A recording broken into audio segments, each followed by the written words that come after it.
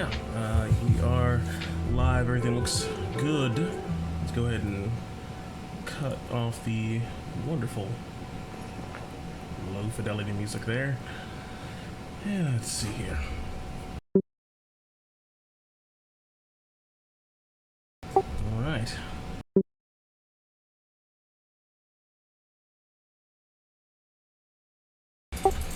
Hello, and thank you all so much for joining us for the Council of Dungeon Masters. Today is a very special episode of TCDM because, well, it's our first official one. Once previously, the Lionhead Gaming Playgroup had come together for a sort of 18-hour scouring of Xanathar's Guide to Everything, while that was a ton of fun. It was a tad impractical. So now we're back with myself, Brendan, Omen, and we are here to interview Mr. William Jen King, creator of Genuine Fantasy Press, and to review and provide honest feedback on his debut work, the Compendium Forgotten Secrets Awakening. But before we get into that, let's go around the group and introduce ourselves. I'll start. I'm Jordan, creator and operator of Lionhead Gaming, a Twitch channel made with the hopes of sharing experiences and building a community in all forms of gaming, be it video games or tabletop. I have been playing / running Dungeons & Dragons 5th edition for the last 18 months, give or take, in both WotC, Wizards of the Coast official campaigns, and homebrew campaigns. Before that, I played approximately 3 years of 4th edition D&D and still love it dearly. I am a fan of dramatic and immersive D&D, worlds that have their own calendars and days and things like that just excite the bejesus out of me. Favorite class is Wizard. The best alignment in the game is definitely lawful neutral, and nothing beats a good old-fashioned gelatinous cube.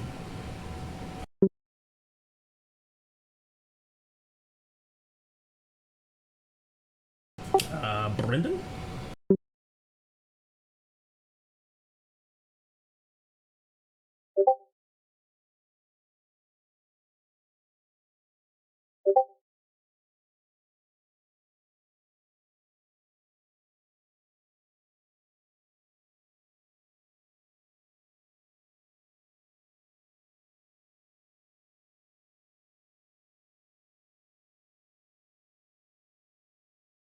Uh-oh, they can't hear me.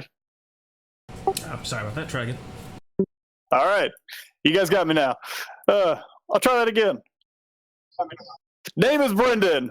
Been playing Dungeons & Dragons about 4 years or so. Started, watching somebody on YouTube, thinking it was cool, getting my friends together, trying to D&D and throwing it together. Started actually in 2nd edition, because that just happened to be the thing I was watching on YouTube at the time.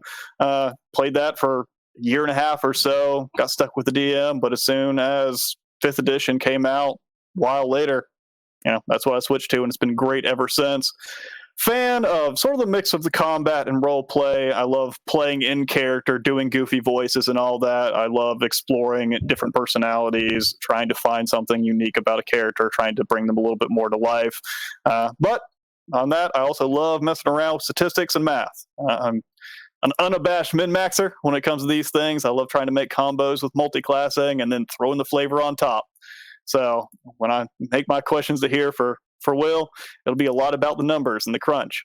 But with all that, love myself some 5th edition more than anything, and been spending a lot of time on it. I've been here with Lionhead Gaming for about a year and a half, been DMing for about a year of that. I run the Expanse campaign that we run on Sundays. So I hope you guys enjoy hanging out with us, because it'll be a bit going through this book. There's a lot to go through. All right. My name's also Jordan, but people in the group call me Omen, Tough Boy, Puff McBuck, a whole list of names that's far, far, far too long. I got started in D&D quite a few years ago, off and on. I was a kid. I think I remember reading about D&D in a book and finally coming across what the game was actually about. I picked up 5th edition when I was about 12. I had friends who wanted to play. I got stuck in the DM seat for several months off and on as I tried to trial by fire learn the rules without reading too much of it. And ever since then, it's been really fun. Touched a little bit of 4th edition, but spent a lot of time between 3.5 and Pathfinder. Not a huge fan of all the skills and everything, like the entire min-maxing or like point buy systems within it that just were fun if you understood it, but if you didn't, it was just sort of a grog. And then along the way, there came 5th edition, a very simplified system that was easy for newcomers, just for anyone to jump in and get their hands on the game. And I've been playing it since it first came out. I've been DMing it for several, I think since it did come out, I think a few months afterwards. I've been running a few games locally with friends until college came, and ever since then I had a long break from Dungeons & Dragons until I joined Lionhead Gaming about, a year and a half ago. And while I've been playing in a few games since then, I've recently begun my own game, Song of Rapture, that plays on Fridays at 7:30 Eastern. It's been really fun. I think if I had to choose the type of game I like, I'm very much about a story-driven game. I like characters who are well-written and well-acted, for the most part. I like things that you learn more about them, and the world may not be fully surrounding them and putting them as the heroes, but it's the tales they write and the tales that are written about them as they go on in a journey in this unknown world that makes them interesting to me. But also, I'm kind of a goofy guy, so it's always fun to have your little weird, silly moments. Even if it might, hoping not to break immersion or break a mood. It's just fun. D&D's fun, so have fun with it. It's a goofy game. There's dragons and there's treasure chests that turn into big mouths that eat you. Besides that, I guess my favorite class is Bard, because it can do whatever the heck you want with it. All right. I'm Genuine. I'm William King, and I guess I got started in D&D not even necessarily in the traditional manner, because way back in the day, there's these fantastic series of games. It was Neverwinter Nights, the first one, like the old school one. That was how I got in, and I didn't even know that was D&D at the time because I was like 10 or 12 or something. And so that was really cool. I discovered I liked that. Got the second one, discovered I liked that. Continued on that kind of train. Eventually, one of these days, my friend was like, hey, you want to come play D&D with us? And I was like, wait, it's that thing that I like. Whoa. So got started on 3.5 for a little bit, moved over to Pathfinder very quickly, and didn't spend a whole lot of time there because 5th edition came out, and I was like, hey, 5th edition, this is nice. It's all smooth. And so, as you can tell, I really like it, and I've kind of been doing this ever since. Homebrewing wasn't something that kind of came easily to me at first. There was one day that I was just kind of sitting there, and I was like, I'm going to make my own system. This is a brilliant decision that everyone should try and do. And let me tell you, don't try and make your own system. It's a step. It's a step. You will step off the cliff into the abyss, and it's bad. But I learned a lot from that, and it was really cool. And I invented a thing called Quadruvia. It was based on a 4-sat system, and it was absolutely terrible. And I forced my friends to participate in playing it, and they suffered through and had a decent enough time because I was the only one who could possibly DM it because I made it, and it was bad. But it was okay. Some of the other tabletop games I like, Talaslanta was something that I did for a little while. It was a obscure kind of it was one of those games where the setting is the game and the mechanics are kind of on top of the setting. It was very interesting, but I'm glad to have moved on to 5th edition. And ever since I've been doing this kind of thing. The reason I got into homebrewing in the first place was I was browsing around one day and I came across Unearthed Arcana, and I was looking at some of the stuff, and I found Jonamon's Dark Arts, which was absolutely fantastic. It was me before I was here, like, and better. And Gentleman is still probably a better brewer if I had to pick one. But I was like, hey, that's really cool. I want to do that. And in fact, I want to be better than him. And so I've done everything I can. I still don't think I am, but, I'm making a try. And here we are, the compendium. It has come a long way in the entire year and a half that it's taken to get it to this point. The first one was actually about a year ago, because it came out at the end of the summer. And another year passed. I did some stuff with Clerics. I did some stuff with other things, and now we're back. So yeah, that's me. Is there anything else you guys want to know? Good deal. Very nice, very nice. Well, that kind of helps knock out one of the first questions I wanted to ask you, which was what was the sort of spark or moment that got you to start homebrewing? And it seems like cracking open that book was the moment, unless I'm misunderstanding you. I'll have to check that out. Oh yeah. Yeah, no, if you haven't read Gentleman's Dark Arts, definitely look it up on Earth Arcana. It's fantastic. It's really good. He does such a good job, just presentation-wise. It's incredible. And seriously, it's good. Cool. Let me see here. Now, what I did want to know is, like, there have been since like sort of this advent of 5th edition, like there was the release of it, and then there have been some very, very big names that have made it even more prolific, and people have been coming out with, starting their own businesses or starting their own companies and producing things, doing Kickstarters, etc., etc. So what has it been like for you to start Genuine Fantasy Press? Like, what was the thinking and what was the experience? So it actually, like, it's been definitely a learning experience. If I could go back, there's a couple things I'd probably end up doing differently, but it's gone pretty well overall. So in the beginning, I was like, okay, I'm gonna go legit on this. I'm going to actually, I've put so much time and effort into it. I may as well see if I can actually produce a genuine product. And so I started up the LLC, and then hired some artists, got that going on, got the art, started assembling this, got a lot of help from the community on balancing and feedback and everything. It's been absolutely incredible, the response. And the only reason that I had the confidence to do this in the first place was because everyone appreciated the original versions of the compendium so much. And if I hadn't gotten that kind of feedback, there's no way this would have gotten here. So I really want to thank everybody. It's not me. It's you making me. That's fair. That's always the people that help push you up. And so in getting this ball rolling, this is definitely, I think, the biggest project in your homebrewing path.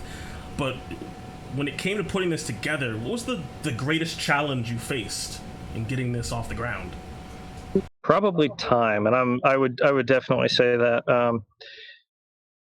With this kind of thing, there's always something that can be done. There's always one more little tweak or one more little piece of polish or just a couple wording changes here that might sound just a little bit better. Oh, need to make sure that the art doesn't clip at all, and no matter what, there's always going to be something. And so when I set the deadline of the 30th, I was like, I'm going to set it. I'm going to make it happen. I'm going to do everything that I can to get there.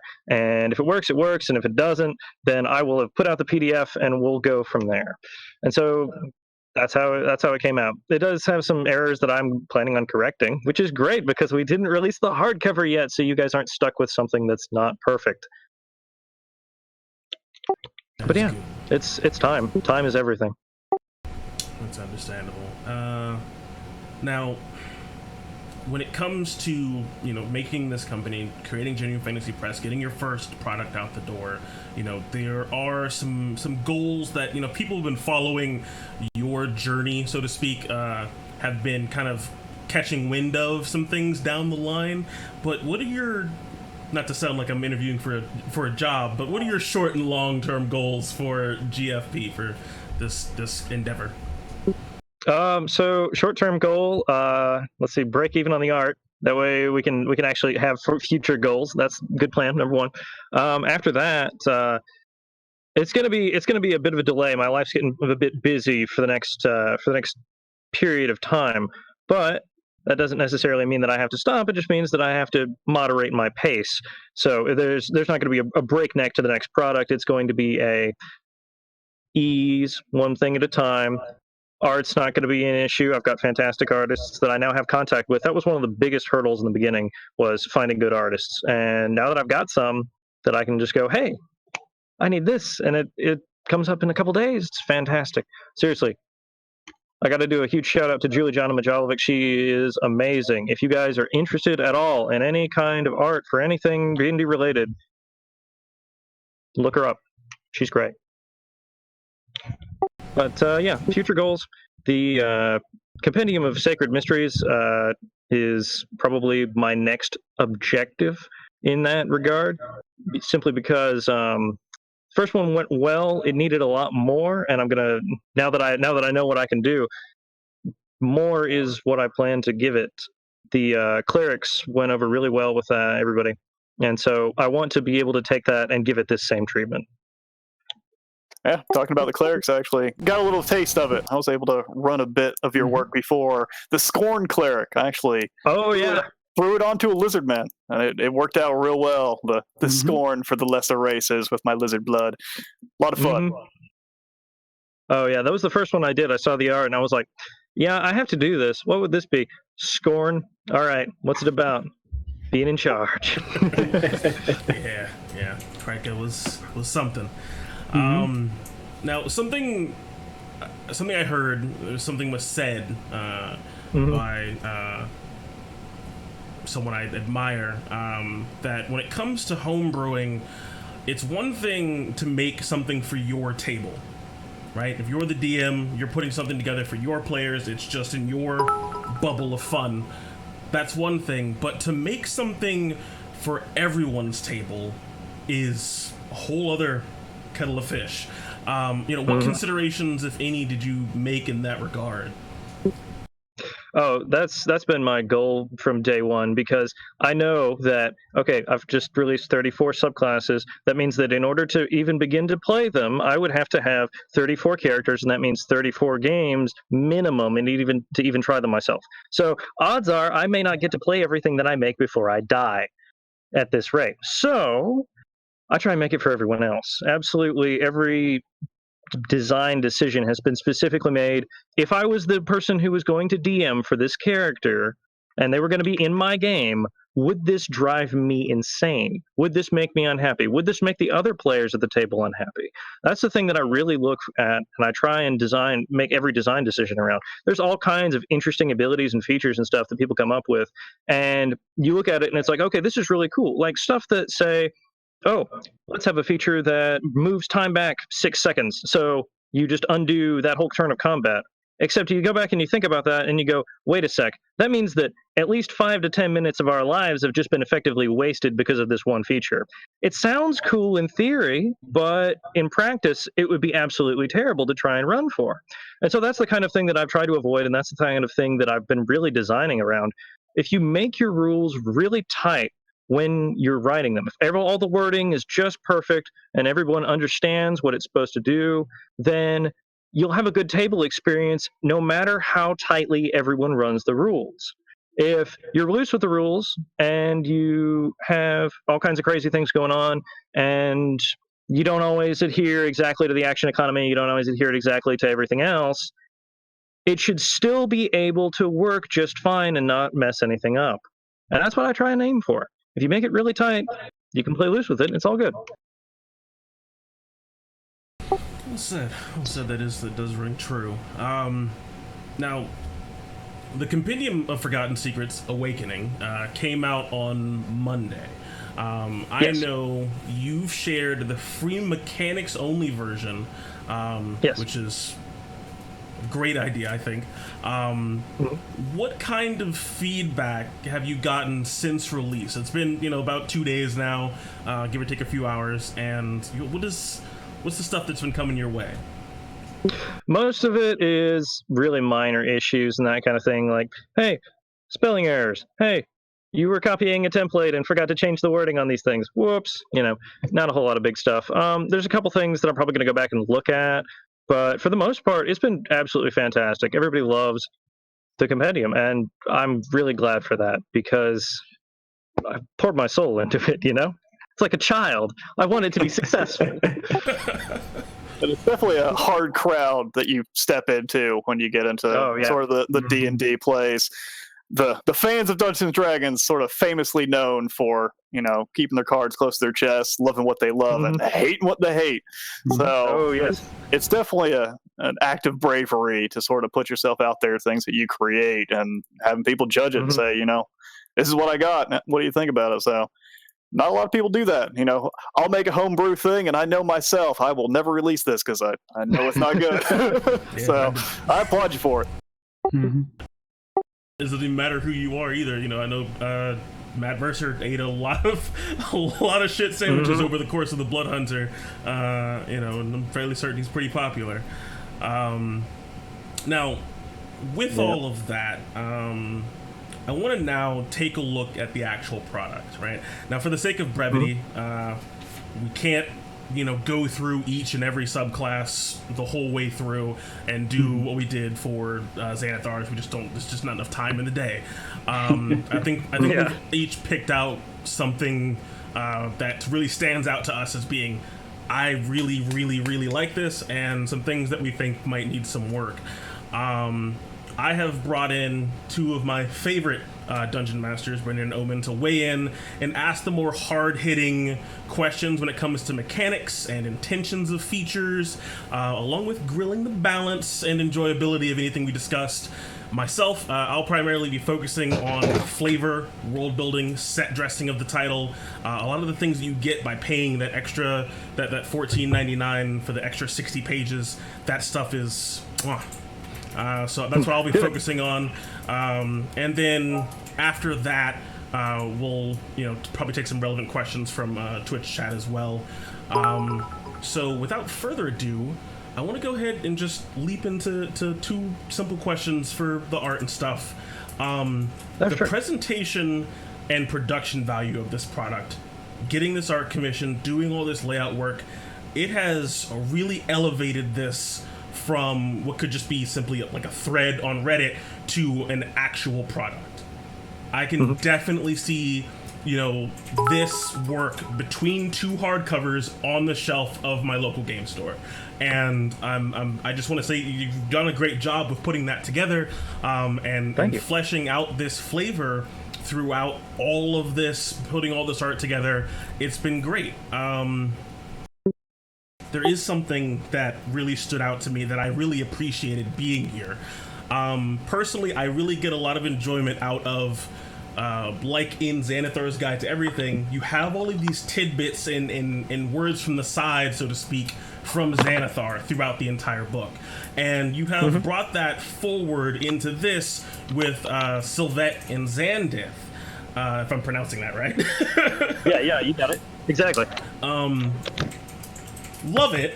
I wanted to know, what's the inspiration for those guys? Are they based off of people you know? Are they real characters? Like, what's the story behind Sylvette and Xandith, man? Okay, so Sylvette and Xandith. Xandith is actually a good friend of mine, Mason Bell. He's probably watching this right now. Hey, Mason. Anyway, Xandith is a real character. He's a real. He's been in my home games for quite a long time, and about 80% of what you see here there in the stories, that's 100% legit. That is actual things that have happened to that poor man, and his life has been very, very hard, and 90% of it's also his fault. So we can't cut him too much slack. Sylvette is a character of mine, well, not of mine, an NPC of mine that I have as the party guide, wizard, associate, that kind of person who just follows them around and makes sure they don't absolutely get themselves murdered doing stupid stuff, or is there for exposition purposes, et cetera, et cetera. And she's been absolutely fun. It's really entertaining to go between the kind of calm, intelligent wizardess into the like oozy and hey, what's going on, dudes? Yeah, it's great. So it's been fun. I see. And the one thing I did want to know, I wanted just a quick explanation on. Sylvette remarks to Xandith that she created Pyre. Yes. And that if they were to get together, would that make her mother-in-law, or make her the mother-in-law to him? What does that mean? Who is Pyre, and how did she create her? Okay, so Pyre is I guess you would call it a wood golem, a manufactured construct that was originally the figurehead of their ship. So there was an instance where they were going to get on a ship and sail off to hunt down a sea monster and visit an island. And in the process, the Uzians who they had just rescued built them a ship and were like, "Hey, here's your ship, and what do you want to name it?" And they're like, and he's like, "Oh, yeah." So one of my other players is playing a grave cleric, and then there's Xanduth, and so they're like, "Hey, well, let's call it the funeral pyre." And so they're like, "Oh boy, yay!" And then, of course, all the Uzians are like, "Yeah, sounds great, funeral pyre, let's go." And what they didn't realize is that the figurehead of the ship was enchanted to take on the name of the ship and literally be that. So you have this beautiful woman made of wood who is now permanently on fire and is not particularly thrilled about it. Thankfully, it's not too painful or anything, but you'd rather not be on fire if you're made out of wood. So it was a little awkward situation. Eventually, they hunt down the sea monster. They crash the ship onto the island in a very destructive manner, and Sylvette works her magic and has the figurehead step off of the ship, and that's Pyre. And so she's alive. She's got a mixed relationship with Xanduth, given that you've just named me something that's kind of awful, but hey, you're not so bad anyway. And so it's been kind of very entertaining. So yes, Sylvette created Pyre, and that's what that's all about. I got you. Okay, that answers the pressing questions that I had after reading through this whole thing. Trust me, it's been a joy to read through in terms of just going through the flavor and what you have intended in terms of the stories behind each one of these patrons and how to try to fit them into your world and how to try to maybe reflavor them if you don't want the Accursed Archive to just be this horrible eldritch abomination place. You can slide it over. You can make it something a bit nicer, and like just having these things presented, I think, in the text like this is just outstanding. Now my final little bit for questions and feedback on the actual title. There's going to be a lot of discussion both here and basically everywhere that this reaches on the internet, like Reddit, like the Discord of many things, about balance. Mm-hmm. What is balance to you, like philosophically, and then how do you feel this document approaches it? So balance to me, when I say balance, what I'm talking about is what you have presented, if it's balanced, it will not disrupt the gameplay in any fashion. It will be a effective tool that it fits correctly with everything else at the table. Nothing should feel weird. It shouldn't feel off. Everyone should understand what it does. Everyone should be able to say, "Oh, that's really cool. It's good that you can do that, and I'm glad that you can do that." Not necessarily jealousy, not unhappiness that someone has something that's more powerful than you have. It should be, "I'm glad that you have this. I would like to try that at some point." And it should come across in a way that everyone is happy with it. I guess that's the point. Is your table happy with it? And so for some people, balance is very, very particular. There are many individuals who find things to be offensive to their sensibilities for whatever reason. And so when I try and aim for balance, I aim for, if I were the DM, would I be okay with my players having this? Yes, no. If I were a player, would I be okay with my fellow player having this? If I were a player, would I be contented having this? And would I be able to build an entire character around it and have it function the way I want it to? And would it be enjoyable for the whole time? That's what I look for when I do balance. And so to achieve that with this, obviously, there's a lot of community feedback that goes into this. I have to shout out to Kame, Comet Dance. Without him, I would not be able to do this kind of thing, simply because this is the individual who plays like 5 games a week and does exclusively just raw, not any homebrew, but is a homebrewer and makes incredible stuff because of such excellent system mastery. That's the reason that I can say, and a bit of an exaggeration, mostly as a joke about the Hexblade, but it's more balanced than the official content, quote unquote. So if you see that, that was my intent, folks. It's a joke, but hey, you know. No, get the torches. Yeah. Oh, jeez. Well, I think next up on this deep dive is the subclasses themselves, going down from top to bottom. So, Omen, what say you? And I'm going to step in before this, though. Oh, I'm going to interject. I've actually got a question going into this because it's something that we noticed on message boards and things like that. That it's a question that arises whenever this comes up. Going back to the balance thing because I know it's important. Yeah. So I'm going to hit it one more time. Basically, you hear the question always: what did you do to balance this? And you mentioned before a little bit about you're one man. You don't have the time to personally play each subclass 1 to 20. You don't have the 150 years that's going to take. Did you go through and have someone play a couple sessions with each time, like different levels? What was sort of your methodology of going and testing something and going, oh, I did not foresee that, maybe I should change that?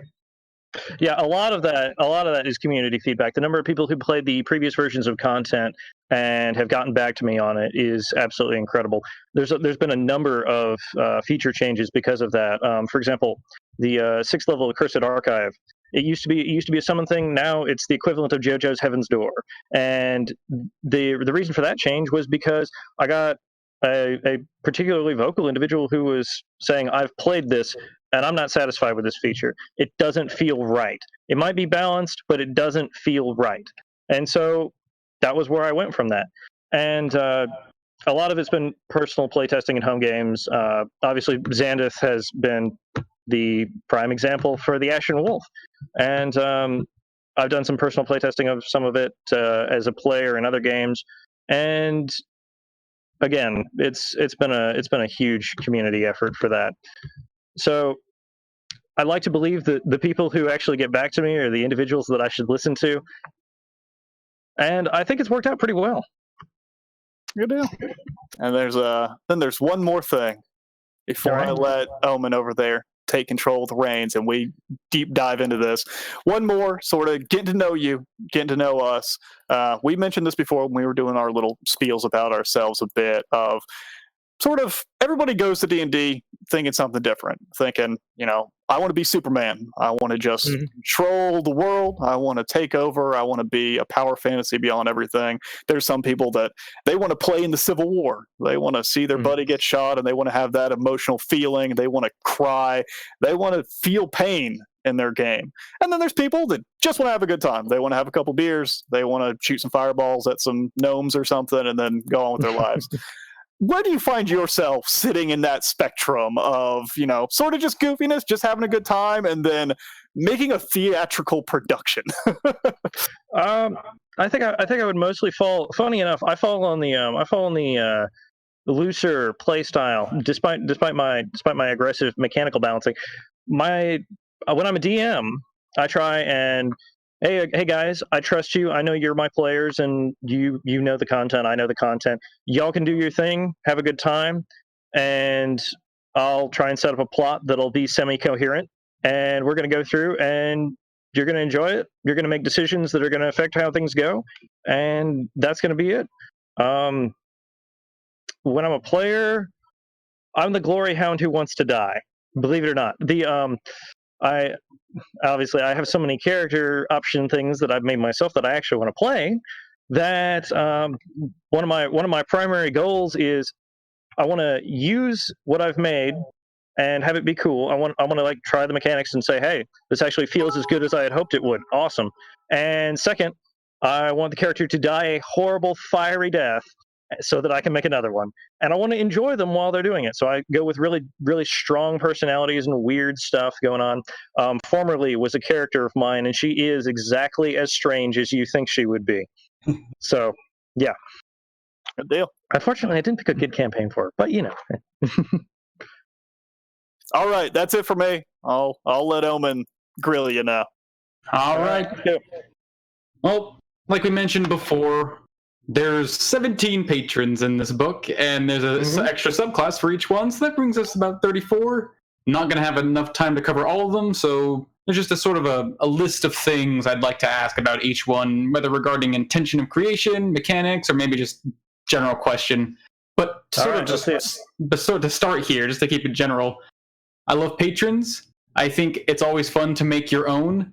The one thing that I personally have a problem with when it comes to making patrons is deciding, is it something I can slide underneath another subclass? Something that fits, like, if I make like a strange, like, hateful monster, could that fit under Fiend or like Great Old One?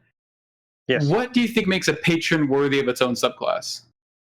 So here's my thoughts on that particular thing. And actually, at the very end of the book, I kind of go into that a little bit. But second to last page. The thing that really makes it stand out to me is the theme and the intention. When I'm doing my design, I work off the idea that you need to have at least 3 solid, distinctive themes that can't be captured by anything else or haven't been captured by anything else, maybe in that particular combination, but usually at all. And take that and work that into something that has not been done and can't be captured effectively with anything else.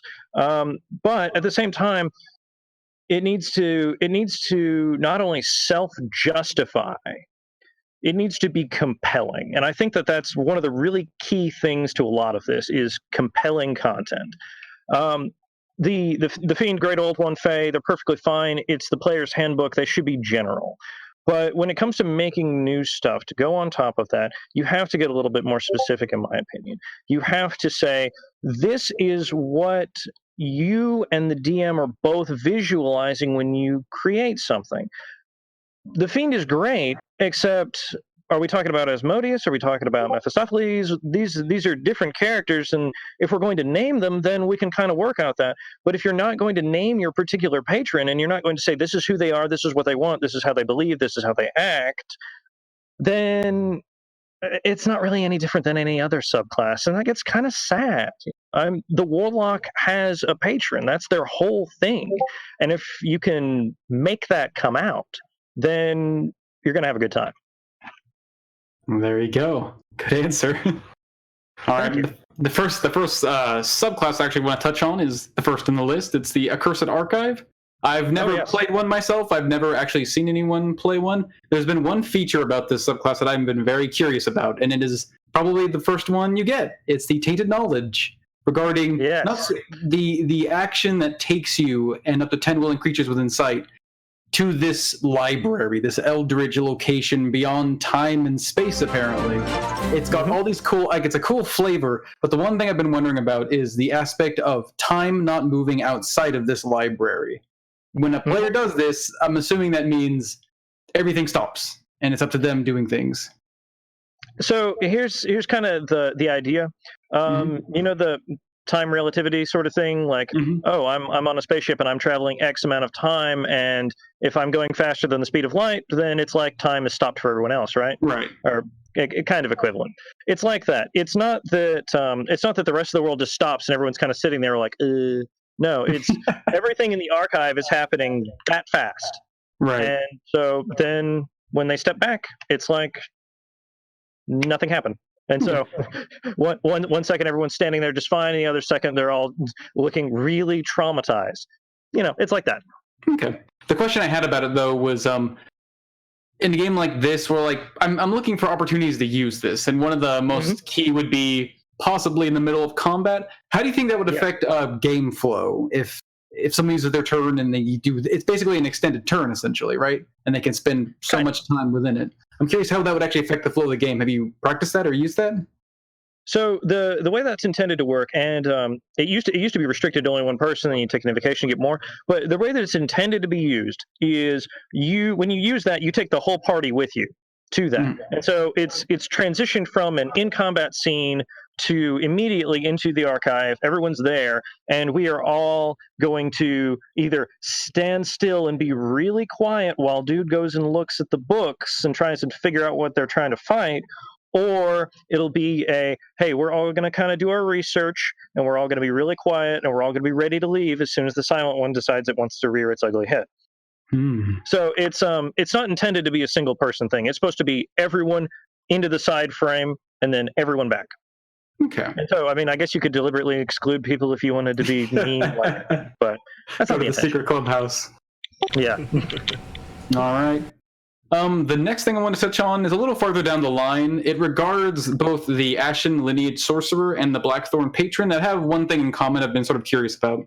Both of these subclasses function off of having less than full health, or in this sense, like taking damage, being reduced to 0 hit points. It's sort of an interesting way to build, I think, a spellcaster, considering their health can be sometimes relatively low. So I'm curious, how did you intend these classes to play in a fight? So the intention with the Ashen Lineage, at least, is you should be not trying to die, but not afraid of death. That's kind of one of the goals. Is a lot of times spellcasters they get this backline. I'm gonna sit back there and I'm gonna do my thing, and then you add some durability on top of them to make them able to do that. This is embracing the fact that you're squishy, and then taking that further into, I'm going to use this to my advantage. And so being able to be reduced to lower health and gain benefits for that, being able to drop to 0 and then still be able to get back up and keep fighting. One of the things that people laugh about the Grave Cleric for is the idea of whack-a-mole. Yeah. Where you're dropped to 0 and then they heal you instantly or whatever with a bonus action. You stand back up and you keep fighting, and you haven't lost any death saves or anything like that. And so the ability to do that is entertaining, but moving beyond just the entertaining part and actually making that part of the core mechanic of a class is something that I thought would be really cool. And so that's what my intention was with it. Okay. Yes. Go for the Glory Hound and see if you can die. I like it. All right, now the next one, I must say, just a personal note, I think it might be my favorite of all the patrons, just because I think it's the most interesting. The Currency Conspiracy. Oh, yes. The concept of this being, it's not an entity, it's not even a phenomenon or a place, it's just a collective organization that just comes together and you find yourself a part of it. But what I thought was very interesting about this was, I think it's its first ability regarding guilt and the acquisition of guilt. One of the ways is a very flavorful roleplay-based version of having someone swear fealty to you, or at least your patron. The other is interesting for D&D, and it is essentially a kill-based economy system. You kill a creature small or larger, and you get guilt from that.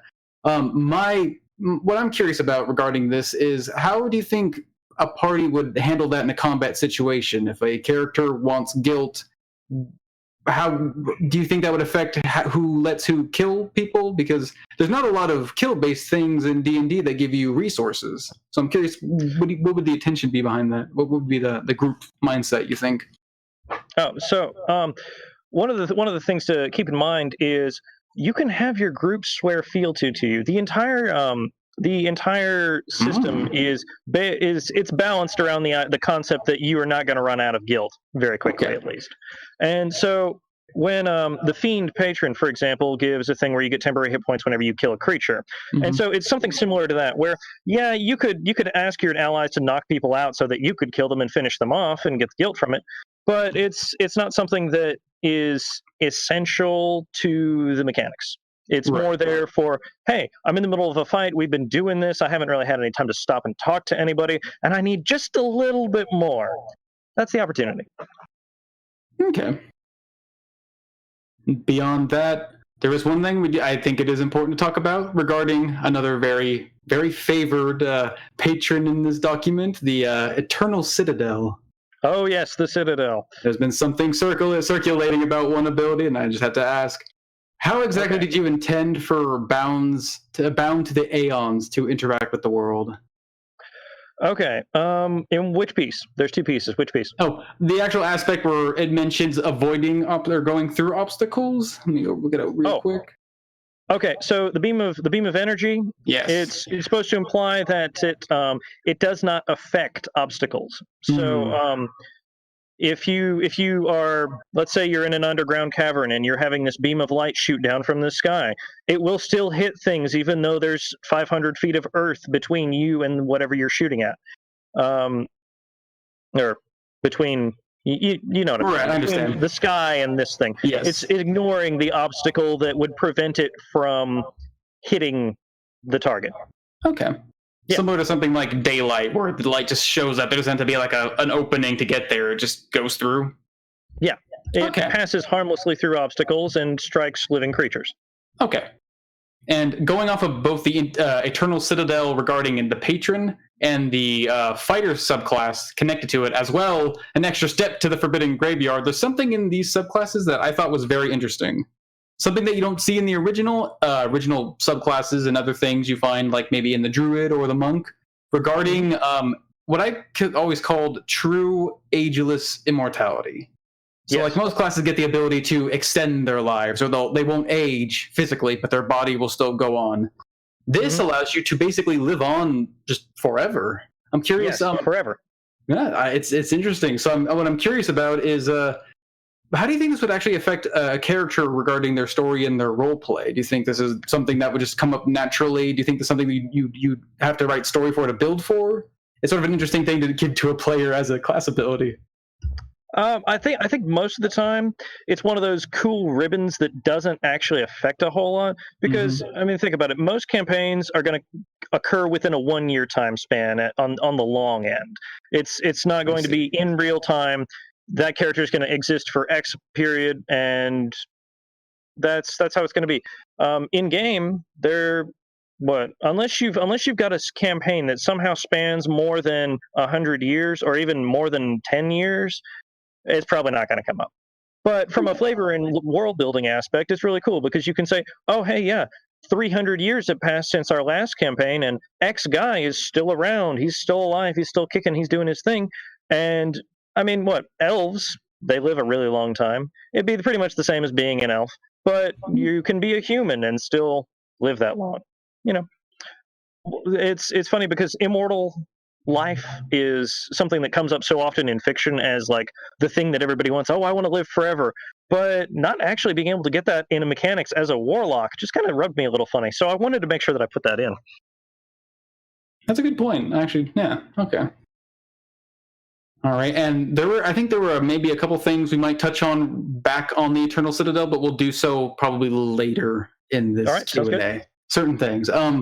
Let's see. Beyond that, I thought one of the most interesting ones, both story-wise and mechanic-wise, was the Fallen Exile.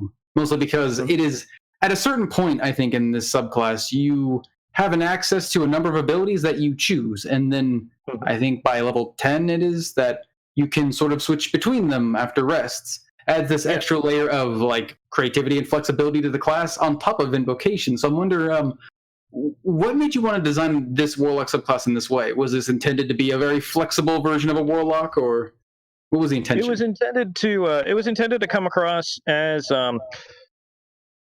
okay. Let me start with a couple of things that inspired me, and we'll show how that all comes together. Okay. So at the time that I was writing this one, I was playing a fantastic game called Path of Exile. If any of you are familiar with it, it's kind of similar to Diablo in mechanics, and it had this fun system of constellations where you would it was pretty much an ability tree, but it looked cool and it was very pretty, and it was like, hey, you're filling out your constellation when you get all the things, it sparks up and it glows and it looks very cool. And I was like, okay, that's cool. I like that idea. Also, at the time, I was watching JoJo's Bizarre Adventure. And so that's why it's Stardust Crusader, and that's why they're named after all the tarot cards. And so I was kind of thinking to myself, okay, I'm not going to really make stands because stands are really hard to do in D&D. I've seen a lot of attempts, and some of them come out better than others, but you know, it's not one of those things. So I figured I'd go, all right, how can I take this and how can I make it relevant to Warlock? And one of the things that Warlocks have a lot of is they have a ton of customizability. They probably have more than any other class if we want to just get down to number of mechanics that you can pick. And I wanted to take that a step further, and I was like, okay, what if we had something that was kind of similar to Invocations, but not Invocations, and you got to move them around and be flexible with them. It went through a couple of attempts, and here we are. Yeah. I think it came out quite well, I gotta say. And attached to this patron is a very interesting version of the monk known as the Path of the Black Star, which we, again, will also touch on later. There's certain points we want to talk about these subclass, but better save for a certain part of the conversation. The next one, less of a mechanical question, I just got to know, the gelatinous convocation is such a fun idea. It could have easily just been you are sworn to this mindless entity, this strange acidic ooze from another realm, but you are an ooze person and you just love it. It's great. So I got to know, is there a story behind this? What's the inspiration behind the creation? So I was sitting and I was about to do I think we were about to do a one shot or some kind, and I was talking to Mason, and I was like, hey, yeah, I'm doing all these warlocks. Is there one that you particularly think I should do? And he's like, hey, you should do a slime one. And I was like, okay. And then I thought to myself, these things look really happy, despite the fact that they're giant weird sky cubes. Because the original art was even more, not necessarily strange, but it was super Technicolor. It was just big green cube, big pink stuff, and I was like, yeah, I can make this work. And so I thought to myself, what are slimes? Slimes are happy. In all of the JRPGs and stuff, you got the basic little slime enemy, and it's just sitting there going like, I'm smiling, I'm happy, and I'm gonna come over and try and eat you, but I'm a slime and I'm happy. And so I thought, D&D doesn't have happy slimes. It just has weird kind of like, oh yeah, you thought you were walking along, you touched a wall, now it's got you. Oh boy, isn't that unfortunate? So I wanted to bring that cheer into the convocation, and now they're here and they're happy. Hulu. Absolutely love it. Absolutely, it's by far my favorite. Thank you for making it. You're welcome. Thank you. It's definitely a stark contrast to a lot of the rest of the book, because you start off with these eldritch horrors, these things of nightmares. You're moving on to great fiery beasts of death and destruction, these themes of madness and just darkness and, I mean, be honest, edginess and a lot of it. And then you've got, all of a sudden, you sort of get slapped across the face with, what is this? What are these ooze things? Don't oozes melt people alive? Oh yeah, no, but it's all for a good cause. You just got to collect memories. They get to live in the convocation forever. Everyone's gonna die eventually. Why not die and live on? Yeah, they're happy and they're fun. It's great. I really enjoyed role playing them. Seriously, if you haven't tried it, you should. On to the next one is I think one of the most interesting versions of a patron. A very well-known story regarding the Grey Portrait. Yes, that is my homage to the portrait of Dorian Gray. And I thought to myself, all right, what's cool about this? You've got the person who is binding themselves to a picture, not even deliberately in the original case, but in this one deliberately, and that is them. Except what is them is no longer them. It's something else. And so you get to live out the result of this extreme artistic endeavor. And I wanted to kind of bring that out, especially because just doing this, I realized that it was consuming my life for a little while, and it started doing it again, and we're here. But art is something, and writing and everything else is something that really takes over people, and I wanted to show that in this. And so I hope I've succeeded. Yeah, I think it really captures it well. It's one of flavor-wise, one of my favorites. The one thing that has concerned me, though, is just on a mechanical level of, at level 1, you're handing a player their death. Oh, yeah. If something happens to that, it's interesting. Have you has this been playtested by anyone? Have you tried it? Do you have any stories regarding someone having that option, having a potential kill button in their pocket? I haven't playtested it myself. Sorry, there's mosquitoes here. It's terrible. That's okay. But I haven't playtested it myself. I've heard some stories from people who playtested it. They said that it works pretty well. One of the things that I probably should have put in a note to the DM, hey, please don't try and kill this thing. Mm-hmm. Don't use this as the hot button to threaten this person. It's intended to be there, and it's intended to exist from a flavor perspective as like, hey, this is a threat to you. You need to take care of it. And I put it in there like that to make it important. But it shouldn't be the thing that we're constantly threatening. It should be exactly like it was in the original Dorian Gray novel. Something that exists, you hide it away, and if someone discovers it, that person is either on your kill list or on the list of people who's going to try and save you from what you've become. It's very reminiscent of something that was way back to first and second edition in Dungeons and Dragons, where our favorite little wizard and our favorite little mechanic that's been in so many games of getting your familiar. Back in those times, when you had your familiar and your familiar died, you died. It was it. That was all you had. When your little creature of maybe 3 or 4 health, somebody threw a knife at it, that was it for you. And it's very reminiscent of that hard cut when it comes to Dungeons and Dragons, where, I mean, it's in stark contrast to a lot of what you see nowadays of, a lot of times you don't want your characters to die. It's relatively hard to kill a character in 5th edition, and when you give an option that just says you die, and there's at least one more example in this document with that, it's sort of eye-opening and a different road you can take. So again, it's another one of those things of putting yourself out there and wait for that criticism to come at you. I must say, I do kind of like the semi-meta-ness of this patron in its existence, in the sense that you have poured so much of yourself into this art. The compendium almost is, your portrait of sorts. It is. So that's neat. I like it. It is. The only thing that kind of got me about that patron was like, you don't have to keep the painting or the work of art with you. You just you bury it or throw it, or not throw it away, but just try to keep it as safe as possible and as far away from all of the horrible dragons and beholders and what have you that'll be trying to put you down. I thought that was interesting that you just have this connection to it no matter where you are. It is a thing. I hope people that really like this idea have fun with it. Okay. And while there are still more, there's at least one more specific patron I feel like needs to be talked about, mostly out of a bias. I am currently running one, my own version, for one specific reason that I've also sort of noticed in other abilities in some of these other patrons, like the Ashen Wolf and the Hunter. It regards the Serpent Empress's ability to overcome something such as poison immunity and the poison conditioned immunity, which is a pretty powerful step for any class that obviously focuses on a certain type of damage. I'm curious, what do you think about these kind of abilities? Do you think there is a way to make them manageable and balanced? Like, what was your approach to making these abilities that can overcome things and burn the unburnable and poison that which can never be sick? Right. So here's one of the prime reasons that I chose to go with that direction.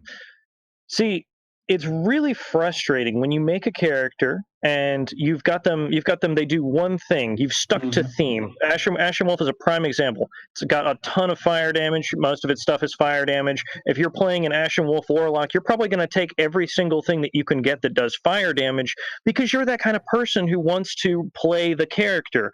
You're going to get into it and you're going to say, I'm all about fire. My whole existence is fire. I'm playing in a fiery Ashen Spawn, Warlock, Sorcerer combo multi-class, and I'm all about the fire. And then you run into the Red Dragon and you're sitting there looking at it like, well, this is thrilling. I'm going to sit here and going to take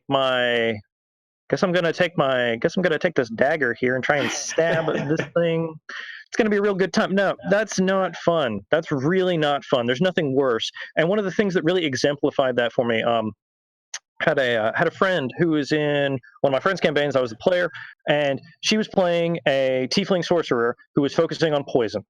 And immediately, the debut session that she was in, we fought fiends. and they're all immune to poison, and they're all immune to poison condition, and she was playing the green dragon lineage sorceress origin. Mhm. She was doing poison. She picked pretty much nothing but poison spells and buffs and stuff. And she was sitting there going, well, I guess I'll cast Thunder Wave. That's a thing I want to do, is the poison sorcerer who's trying to live out this and have all this stuff. And it was sad. It was really sad. And the DM felt bad. He was like, man, I wish that this hadn't happened this way, because you didn't have a good time because of it. And it was a lot harder, but that was how the session was planned out. It was what was supposed to happen, and it all made sense, but it just wasn't fun. And so being able to take that one thing that you have focused your entire soul into and be able to say, okay, no, I am going to poison this thing. I am going to deal fire damage to this thing. I am going to be so incredibly powerful that I can do this. That feels really cool. And game mechanics side, like it's perfectly fine. It's assumed that you're going to be dealing X amount of damage to a given thing to determine its CR. Mm-hmm. And so if it's lightning damage instead of fire damage, then lightning damage guy gets to have a good time. Fire damage guy doesn't. That's not really fun for fire damage guy, even though damage wise it doesn't make any difference. Damage types, it's hard.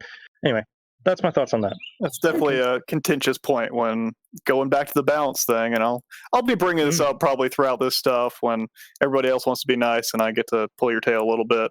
Have at it. We all know, looking at subclasses, looking at races and things, everybody knows fire's the big boss. The downside of it, a lot of stuff is resistant to fire damage, and that's something you have to plan around. Yes. In my own game, got a good old red dragon sorcerer, just like you had, your poison sorcerer. He's all about the fire. He's got maybe 2 spells that don't do fire damage, and that's something he had to deal with. And it became a nice plot point for us of instead of saying, we've got a red dragon, I guess you need to just go sit out. It is, we've got a red dragon. Well, our very powerful sorcerer, we need to do something so that he can actually help in the fight, and that led off on a quest of finding the MacGuffin so that he could overcome this weakness. It's one of these things of there's inherent weaknesses to certain abilities. Came out with the Spore Druid. A lot of people like the Spore Druid, but it had that inherent weakness. When you take away that weakness, that's when the cries for balance get thrown up of, well, if I can just take all the best spells, which a lot of the times are fire damage spells, and I don't have to worry about resistance or immunity anymore, am I not just stronger than somebody that has to pick up a couple frost spells or a couple lightning spells? So here's my response to that, especially in particular, and that's one of the reasons that the Ashen Wolf is set up the way that it is the 6th level feature is once per short rest. And so you're choosing that one singular target to be able to do that to. If you're facing anything that is more than 1, you're going to have a bad time. So that means that if you save that for that Red Dragon boss fight, fantastic, you've got it going on. But if, say, there's the Red Dragon and the Fire Giant who has captured it, and they are both fighting you, you're only going to be effective against 1, and that's a hard day. So the easy way around it is either A, give them something that looks important and have them blow it on that, or B, accept that, hey, they're going to do as much damage as we would expect someone who is similar to do, and take that as part of their class power. Because removing a resistance and an immunity, yeah, it's strong, but at the same time, what it effectively means is, so the fire spells that are going to deal like 1 additional die step of damage per instance are now effective. That's what we're getting out of that feature. It's that little bit of damage as a feature on a single target. I love picking brains about balance because everybody's got a different opinion on how balance should actually be inserted. So again, whenever anything comes up, I'll probably be speaking up about it. So oh, please do. That's it for me for now. I do like the fact that your way of taking that situation, Brendan, with the Expanse was to create a narrative around it and create the MacGuffin and create this whole, tangent but also related to the core plot, and make that a thing. that has limitations. Is not just he can just permanently rip through immunity. It has costs associated with it, but it's something that he was excited to get and have as a player. So it was a step up moment for his character, and I think part of this design when it comes to these subclasses is trying to have that come from the subclass, just in cases and situations where maybe that tangent isn't feasible or is not thought of. I don't want to. God, I don't want to sound like I'm just like, yay, Brendan. But not everyone's going to be as good as DM as you are. All right, so sometimes the class has to step in and make sure that you have a mechanical out in case you're forgotten about.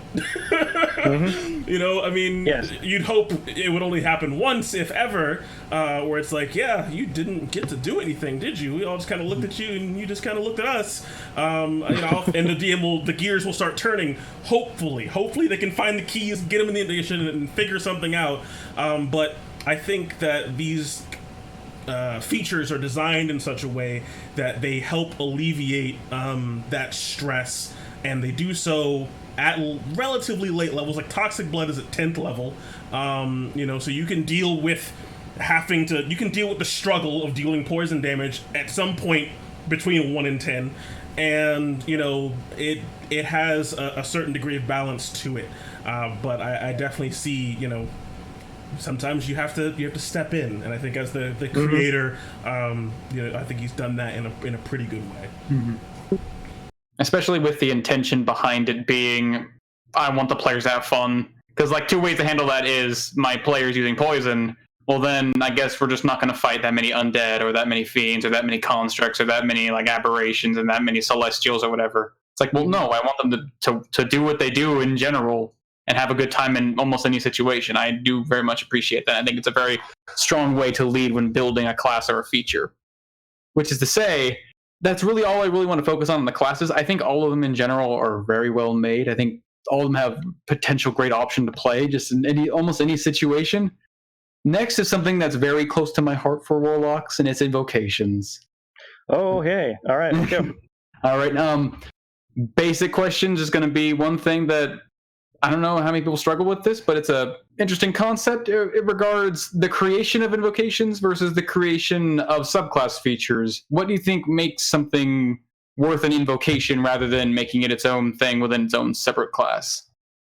So subclass features, here's how I approach them. And I do something different than what Wizards does. I have patron restricted invocations. Mm-hmm. That's something that they went away from in their UA. I thought that it was great, and I decided to keep it. And the reason for that is when I'm designing, I want to capture the core themes initially. I go as strong. Oh, we lost somebody. No. Oh, you back. Okay. Sorry. My goal with that is I want to capture the core themes in the mechanics, and I want the flavor to be in the mechanics. And so when I do that, I go through and I make the features first. And then I look back and I think to myself, okay, what sub-themes do I have going on with this patron? What additional little things seem like they would be really cool? What things would I want as a player to be able to do? And what design space have I not explored yet that would be fitting in this theme? And so that's what I look for when I do the invocations that are patron-specific. It's all about filling out the rest of the lore, filling out the rest of the themes, and filling out the rest of the mechanics. Okay. Actually goes on to answer my next question, which was going to be about the patron-specific invocations, though I do have one more regarding that, and it's I do like the idea of these in the game. The one thing that I do wonder about is, let's say you have a player who wants to play from the Compendium and Forgotten Secrets, and let's say you have a player who wants to play a Fiendlock. And they look at the player who has the extra invocations for the subclass, and then they look at the Fiendlock. How would you handle that? Would you pull out the UA that had that content? Would you make your own? What do you think? My suggestion for those people who are in that situation is look into the compendium. Find the thing that is most similar to what your thing is that you've chosen, and pick the invocations that will work with that concept. Because the reason that I've got the patron-specific invocations mostly is to, one, make it easier to balance, and two, make it something that appeals, something special that they can do that nobody else can do. But at the same time, they're balanced enough that they can go with anything. You could, if you wanted to, remove all the restrictions between everything, and all but a couple of cases, it would work perfectly fine. There's some that tie directly into mechanics, like the currency conspiracy has a couple things that deal directly with guilt, so you couldn't use those, obviously. Mhm. But for everything else, it would work just fine. I like it. So yeah, if you're a fiend lock, just pull from the book. Pick the Weaver and have that be your fiend, and pull from that. The beautiful mechanic of reflavoring. Yes. The last thing I do want to touch on, it's I don't know how big a point it's going to be, but it's something that I was very happy to see in this book. It's something that I feel personally needs more love, and that is the pacts for warlocks. These tiny little minor boons you pick up at 3rd level, and they stay as they are unless you pick certain invocations to make them in some ways better or get more features for them. You've approached it so that every subclass has their own unique form of like for tome, for blade, for familiar, for chain rather, for a familiar. I gotta say, some people say that packs are meant to be minor, others say otherwise, they should be more exemplified. Where do you stand on that? So it kind of comes across as what the community wants. In my personal opinion, there's a lot of people who really, really think that Blade Pact needs to be bigger than, I guess, what not necessarily Wizards initially intended, but like in order to fulfill the fantasy of the person who has acquired this enchanted, cursed blade and wants to be that person who uses magic and uses this weapon. It needs a bit more love than what the base core class has as an option, and so I gave that one a lot of attention. In regards to the other two, familiars, like, yeah, there's familiars for the Fiend and for the Fae that are in the core one, and like the Great Old One, you kind of stretch, it's a little weird. But that's something that when you get your familiar, it's only got a certain amount of hit points, it's only got certain stats, it only does so much for you. Having it be able to scale up in hit points and be able to actually like be useful later in the game, not just for its utility, but for more than that. I think that that's something that's really important because people want to feel like, hey, this is my creature, this is my minion, and it's important to me. As for Tome's all about the utility. There's all kinds of cool stuff that comes with Tome just inherently. It's probably, like, if you had to pick one, it's the best because you can get the stuff for Blade, kind of, and you can get a familiar, kind of. But at the same time, it doesn't really need any extra stuff. So that's where I put the really flavorful invocations that go with, like, the Blackthorn Groves. You can put a seed in a chest of a creature and make it a zombie and have it run off and plant itself in the ground. I thought that was something that would be really cool. You can do a couple things with that mechanically, but from a flavor perspective, it's just neat. And that's what I want in Tome. Neat. I like that. I think probably my favorite thing you've done, I think, is just a great improvement for Blade in general, is you've taken what has made Hexblade so appealing, the ability to add your spellcasting modifier to your attack. I think that's been one of the best improvements I've ever seen someone make to Blade, is simply just give you a weapon, give you something you can sort of customize with some invocations. Some things are a little specific to a type of weapon, some are just a weapon with a general description. You add your spellcasting modifier to it. I think it's a great choice. Though I think that's all I have in terms of invocations. Okay. I think we'll be moving on now to spells, I assume.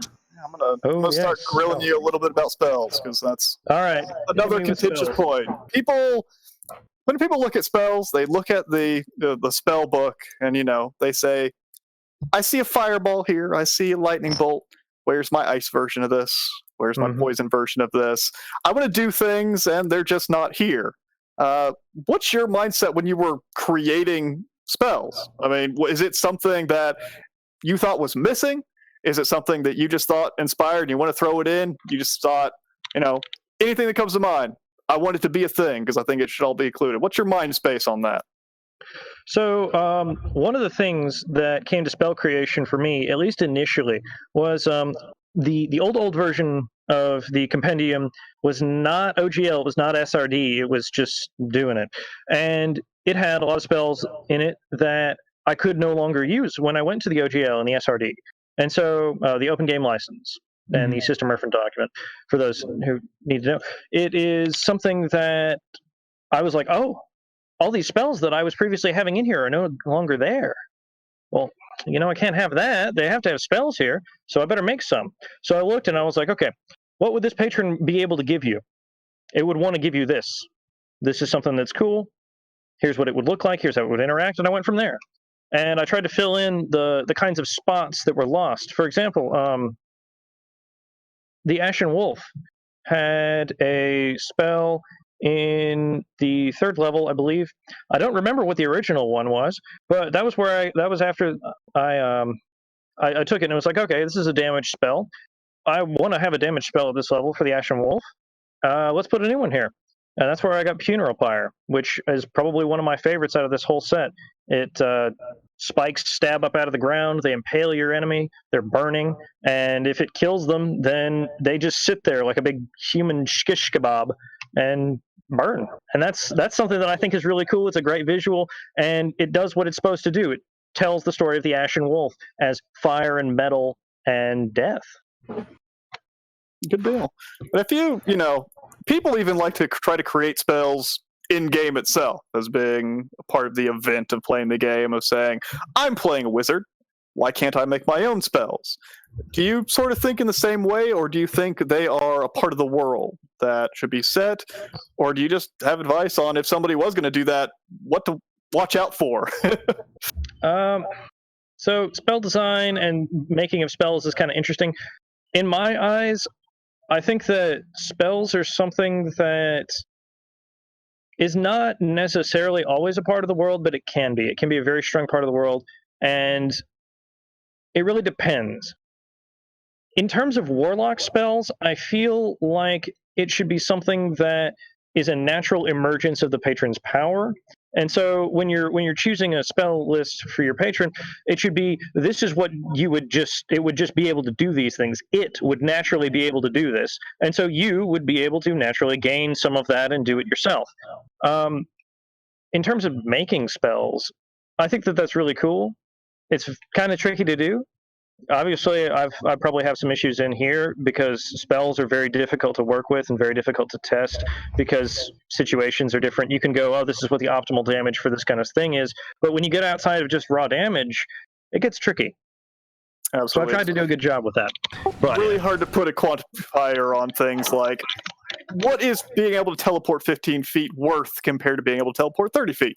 It's right. It's definitely one of those things of, you can look at something and it will look absurd at first, and then when you start digging down into the pieces of it, you can think, oh, it's got concentration, oh, it actually takes a minute to cast. There's all the different little things that go together to actually try to make something, so we say, balanced. There are certainly some things in here that I want to touch on. There's a lot of great spells that I love, a lot of things that are beyond the bounds of what I expect when looking at spells. I think you went, and there's basically 2 different directions that were a little bit unique about this document that I certainly want to talk about in a balance and sort of flavor standpoint, and where they should actually position themselves in somebody's game of Dungeons & Dragons. And then there's just sort of the neat things that I want to touch on. I'm going to touch on the neat things first. Started off easy. Made a lot of sort of minor niche spells, and these are spells that, plenty of them exist in Dungeons and Dragons. You've got your Featherfall, does absolutely nothing unless you're falling off a thing.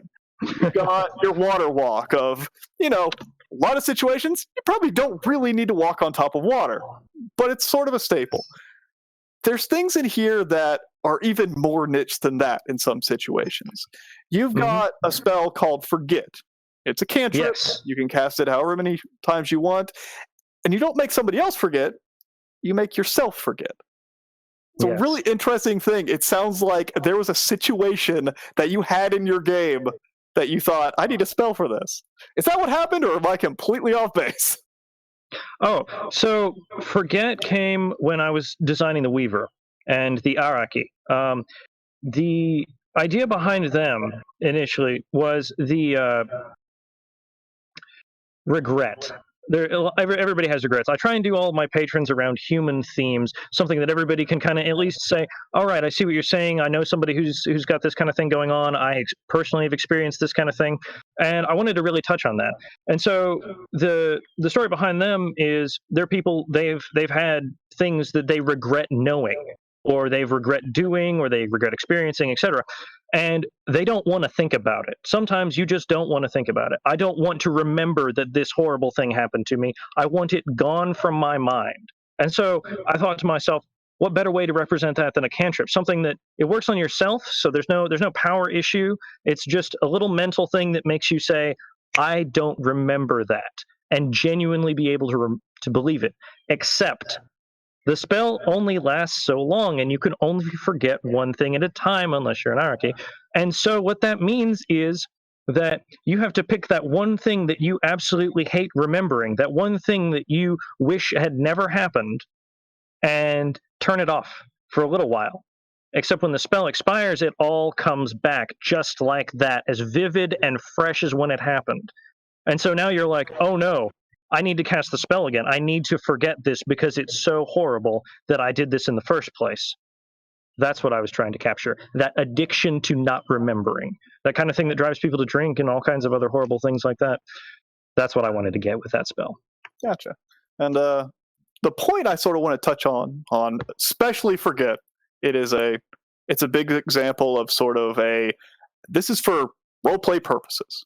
This is, you're not taking this cantrip because you want to do extra damage. It's not something because, I've got a feature at level 10 that if I forget something, I'm able to gain 20 health. Doesn't work like that. It's basically just for roleplay. And for situations like this, when you're dealing with especially cantrips, because they're famously set and done.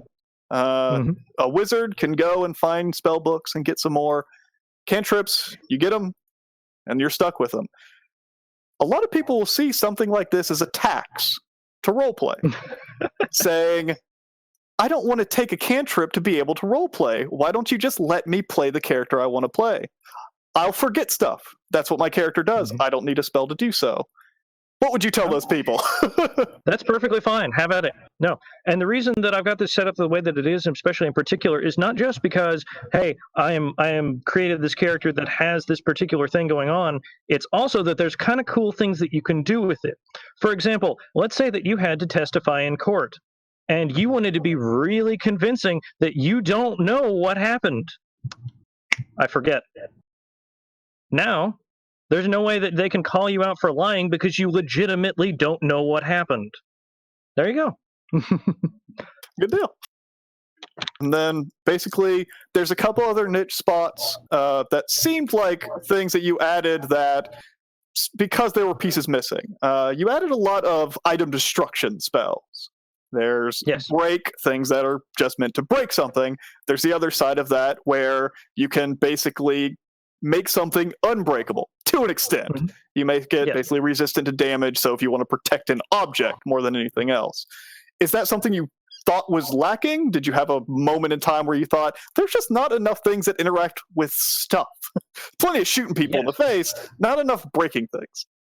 Yes, there was, in fact, a precise deal that was going on with that.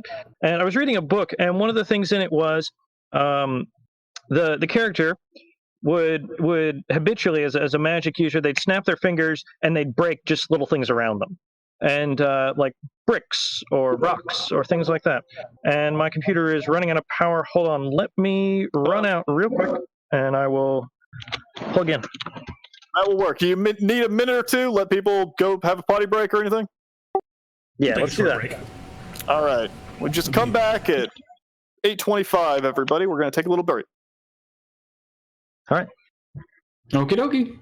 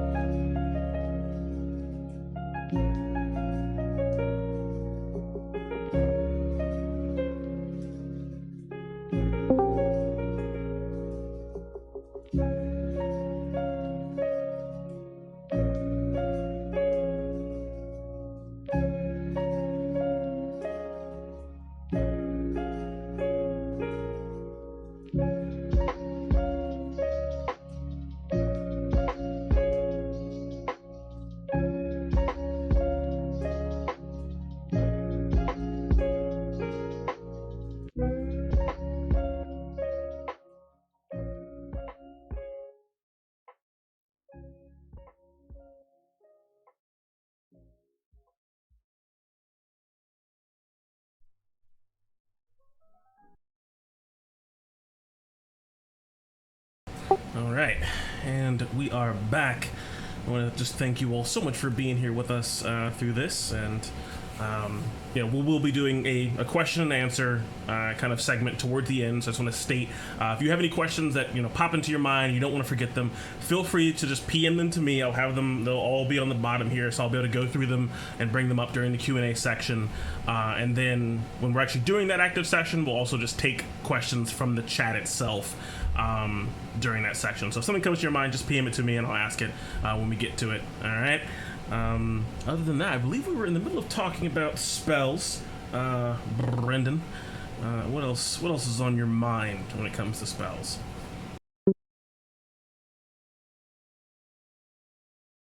That might give me 1 second. A very specific role for a lot of stuff. Talked about the ones that are way out of the way. I want to talk about one of my favorite ones that you came up with, because I think it fills a role that I always sort of wanted there to be, and you don't really get these things until really late. They're what I like to think of the battlefield spells, the things that actually manipulate what is there, what you can play with. You've got some minor ones early on, like grease, things that put a little bit difficult terrain, might have to work around with. Then you get the bigger ones later on, the wall spells. So you can almost make a battlefield yourself. One that you made that I'd love is the Black Pillar. Yes. Basically, you shoot up a giant pillar. You can even stand on it if you want to pop it up underneath yourself. There's things like this that have been made, but in larger extents. Things that make multiple pillars, but these are 6th, 7th level spells. Things that a lot of people just don't get to play with. This thing's great. It's a big spiky pillar. You can push people into it. They can climb it. It creates a set piece to work around. Is this something that you want to create more of? Because I would love to see more of that. So, in my future endeavors, druids especially, I'm planning on doing a lot of things that are in this direction, things that are more environmental focused. One of the main things that kind of comes across in a lot of different threads and a lot of different discussions about making combat interesting is the environment. It's if you have a cool environmental set piece and it's not just a flat room or just an open field or whatever, then you can do a lot of really neat stuff. And so giving the players the ability to put things in the environment that everyone can interact with and that are usually to the player's advantage it looks really cool. It makes you feel really powerful. It's like, oh, I just made this giant earth thing. And it gives you the opportunity to give something that everyone can work with.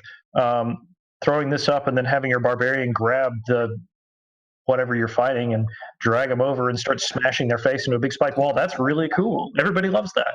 So that's what I want to make happen. Absolutely. I love that stuff so much. I am a big proponent of the wall spells. They're some of my favorite things in the world. They don't do any damage. They don't explode. You're just making terrain, but I love it.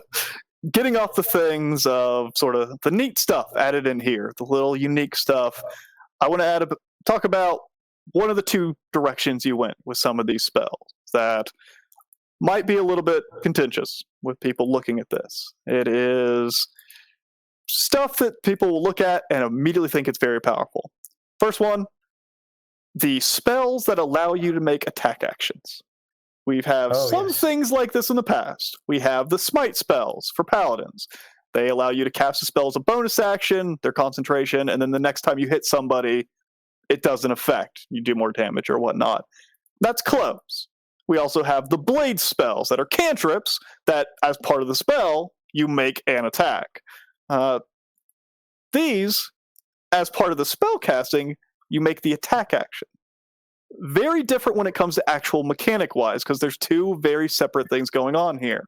Usually when you have an action, you do either a cast a spell action or an attack action. In this, you're doing both.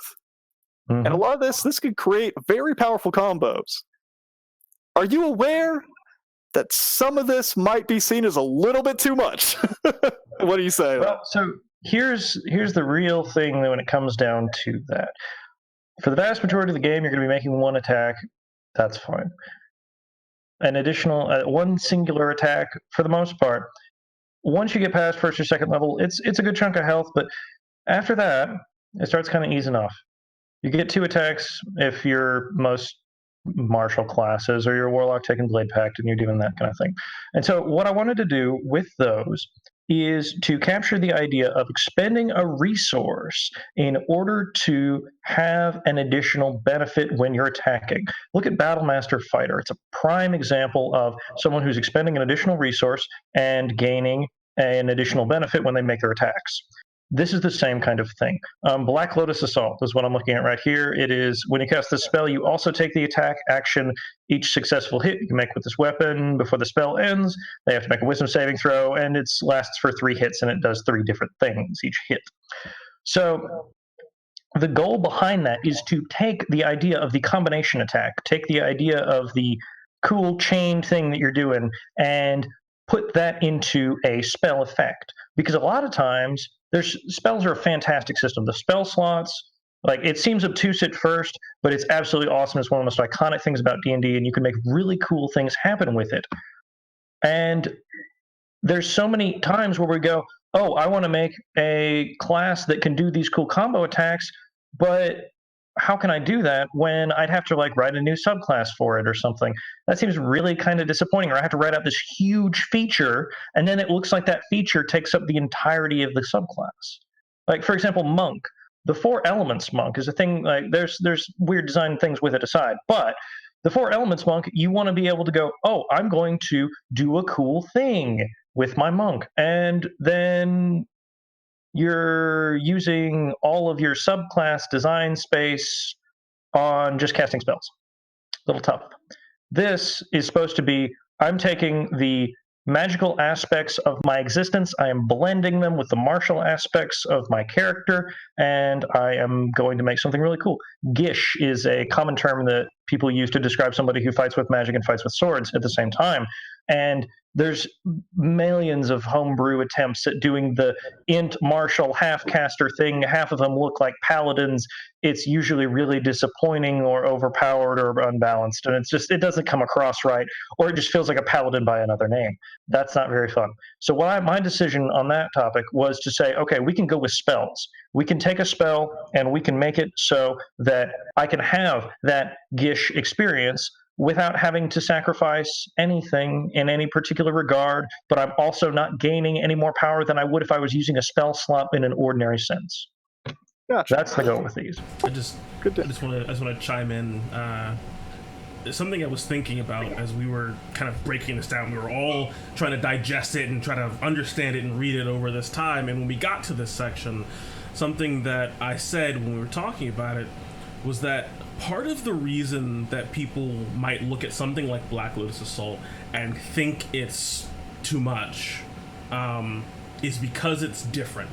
It's new. Mm-hmm. It is an extension of existing concepts, but done in a way that meets the design goals that you had set out for it. And I think it does so in a very concise, easy to understand, and easy to use fashion, without being necessarily absurd in any way.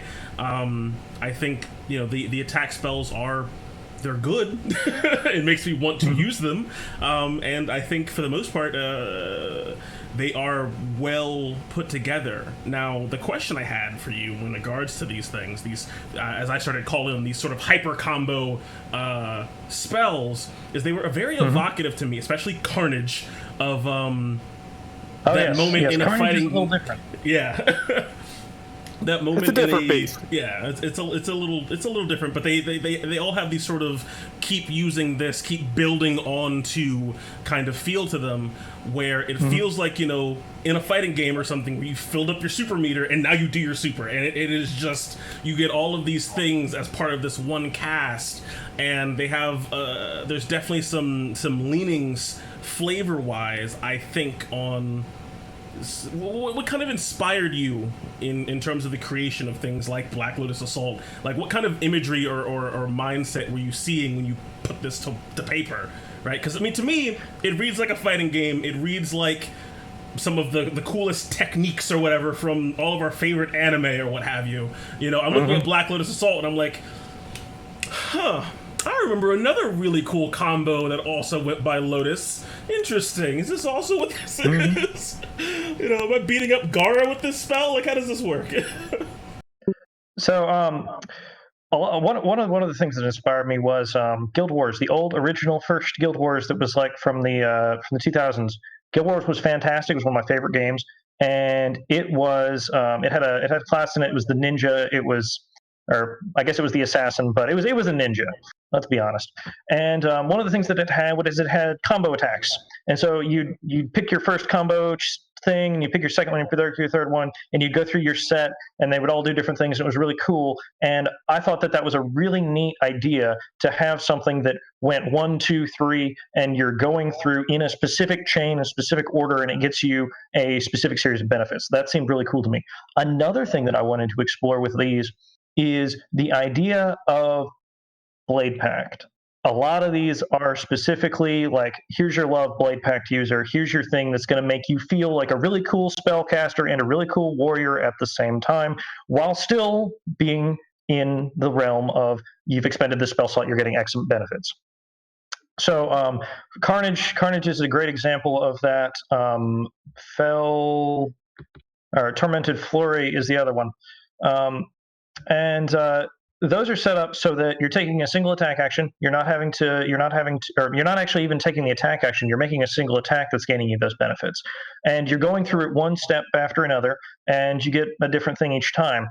And the purpose behind that was to make sure that a person who is using this is able to feel like they are doing something significant the entire time throughout the fight. One of the huge issues that people have with Warlock as a class conceptually is that you cast your 2 spells and then you're done, and you're sitting there holding your big old Eldritch Blast in your hand, looking at everybody and going, well, you all look like nails and I have this one hammer, this is what I'm going to use and that's what I'm going to do.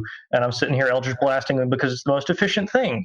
It is. Eldritch Blast is the Warlock class. And so I wanted to move away from that and say, you, Blade Pact user, person who wants to fight in melee, here's your thing that you can do. You'll keep up. It'll be great. And it'll give you something to do every single turn. Good deal. But I'm not going to let you off that easy. All right, have at it. When talking about a lot of these things and looking at the document, it is obviously Warlocks is what we're talking about.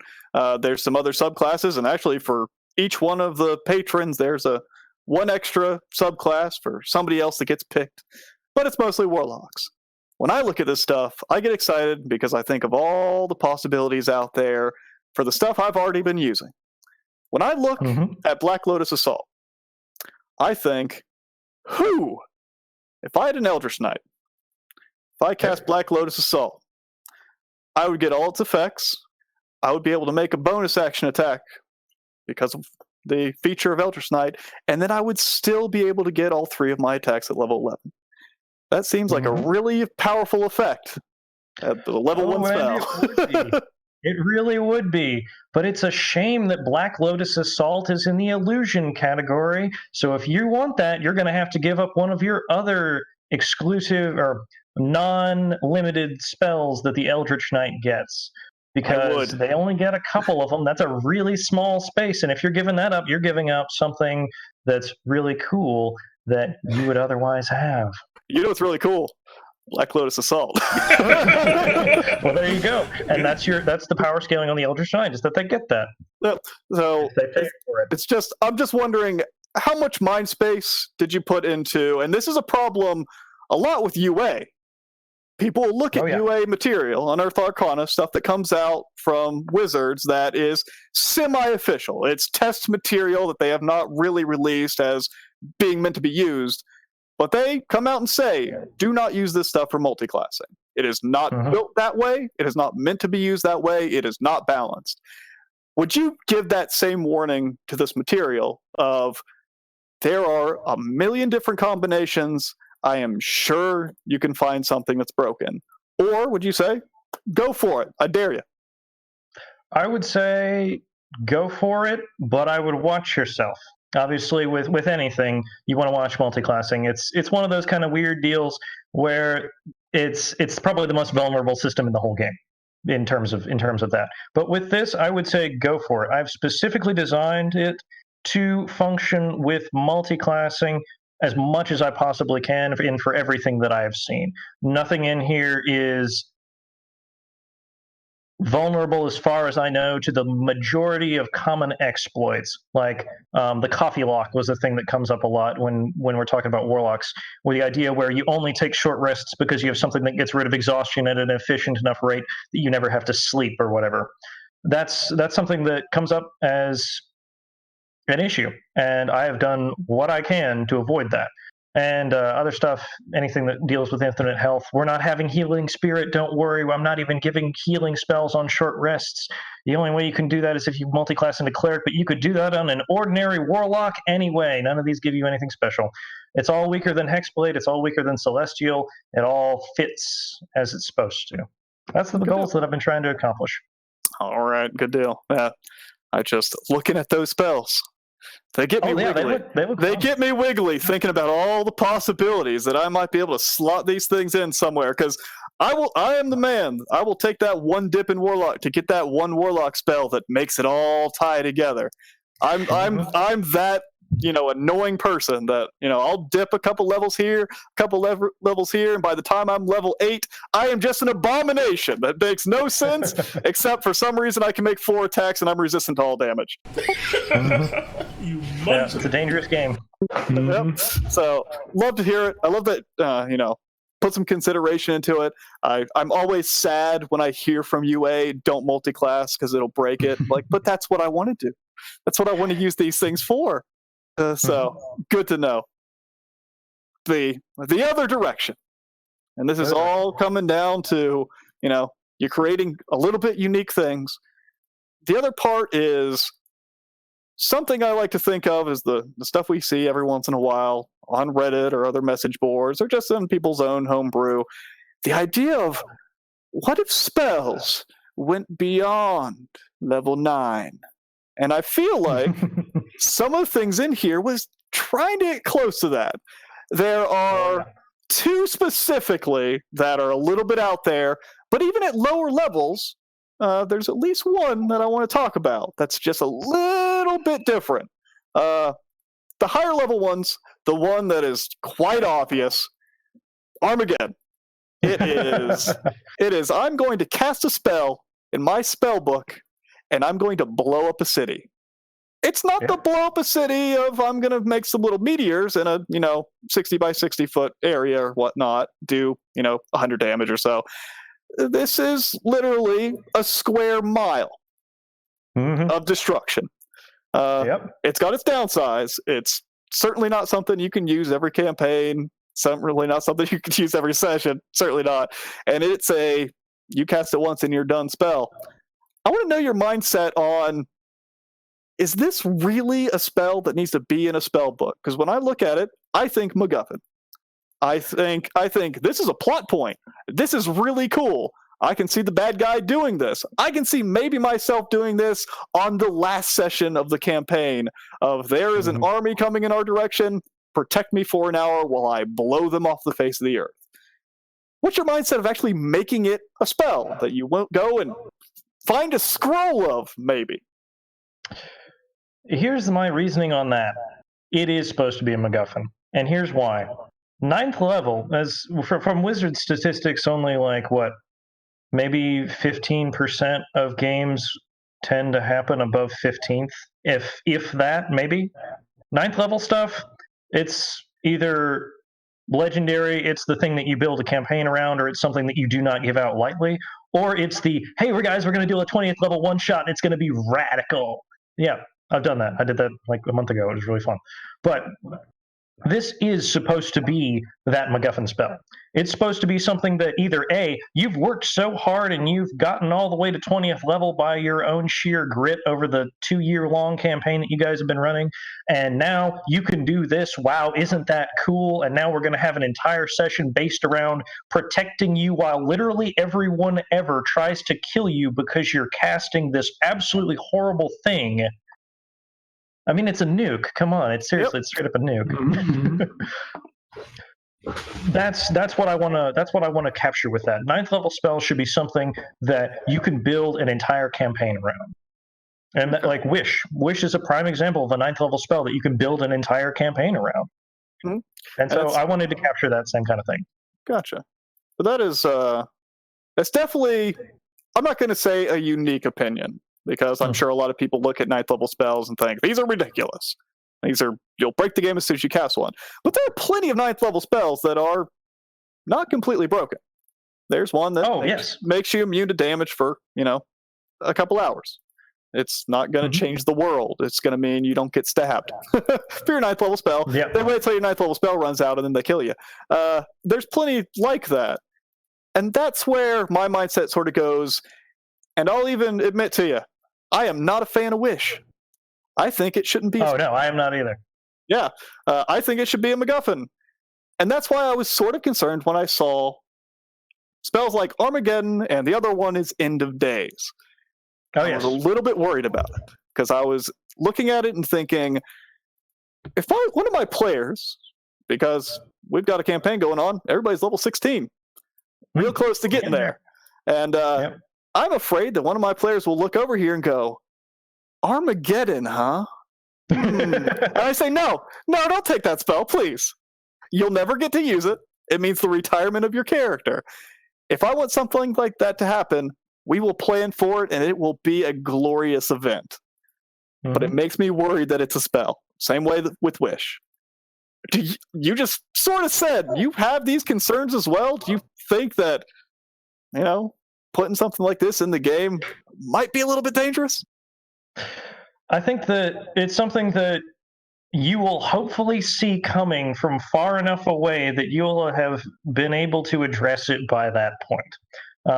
Ninth level spells, yeah, you're right. A lot of them are very easy to use. Meteor Swarm is a fantastic example of hey, point click damage, great. It's really cool. You can do neat stuff with it, but it's over and done. It's not a large, extravagant, world-changing event like these tend to be. And I felt that was a missing opportunity because most people are going to probably pick Meteor Swarm. They're probably not going to pick Armageddon. Even you might look at it and go, "Wow, that'd be cool," but it's just like the sports card that you drool over and think, "Wow, wouldn't that be awesome?" Except for the loans I'd have to take to buy it. It's exactly like that. End of Days is like that too, although it's a little more useful and a little more practical. It's something that you would give to the BBEG, and you'd say, "Hey, here, you can use this. It'll be great. We'll base the campaign around this person being able to use this, and we'll base the campaign around them trying to defy this." That's the goal with these. And if a player takes it, that's between you and the player. If you want to tell them no, you're the DM. You can tell them no. But for the mechanically, it is balanced as a 9th level spell. Okay. And then since we're talking about Wish, there's a little thing you did in here. Oh yeah. A little bit different. Wish has been around for a long time. It is the sort of be-all, end-all thing. Whenever anybody says, "I think this is a little overpowered," they go, "Well, Wish is in the game."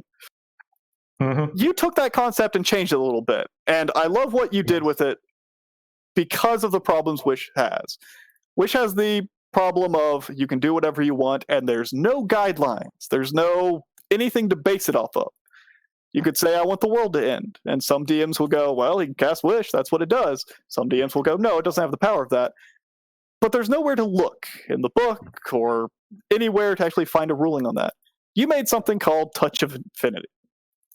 It's a little bit like Wish. You get a couple different options, and a lot of the stuff that people would probably use Wish for. I want somebody to die. You can just do that. But you put guidelines on it. There's a certain health pool that you can only kill somebody that's so weak. Somebody has 700 health, you can't kill them. Spell doesn't have that power to it. And I love that because I want guidelines for things like that.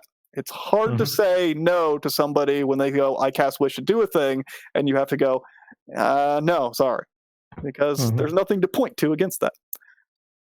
Saying all that, it's still a little bit of Wish.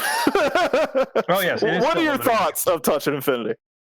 Touch Infinity is interesting because it's weaker at everything it does as a 9th level spell than the other 9th level spells, but it's very broad and it doesn't have the limitations or it doesn't have the same downsides as Wish. So, for example, the kill option, they get a saving throw. It's not power word kill, and you can only do 100, and they've got their save. It's not as good. Legendary resistance, they're fine. You're not going to kill anybody with that unless you're going to go, "Hey, I'm going to kill, 50 commoners." Yeah, we're going Thanos there. BAME, it's you damage a creature.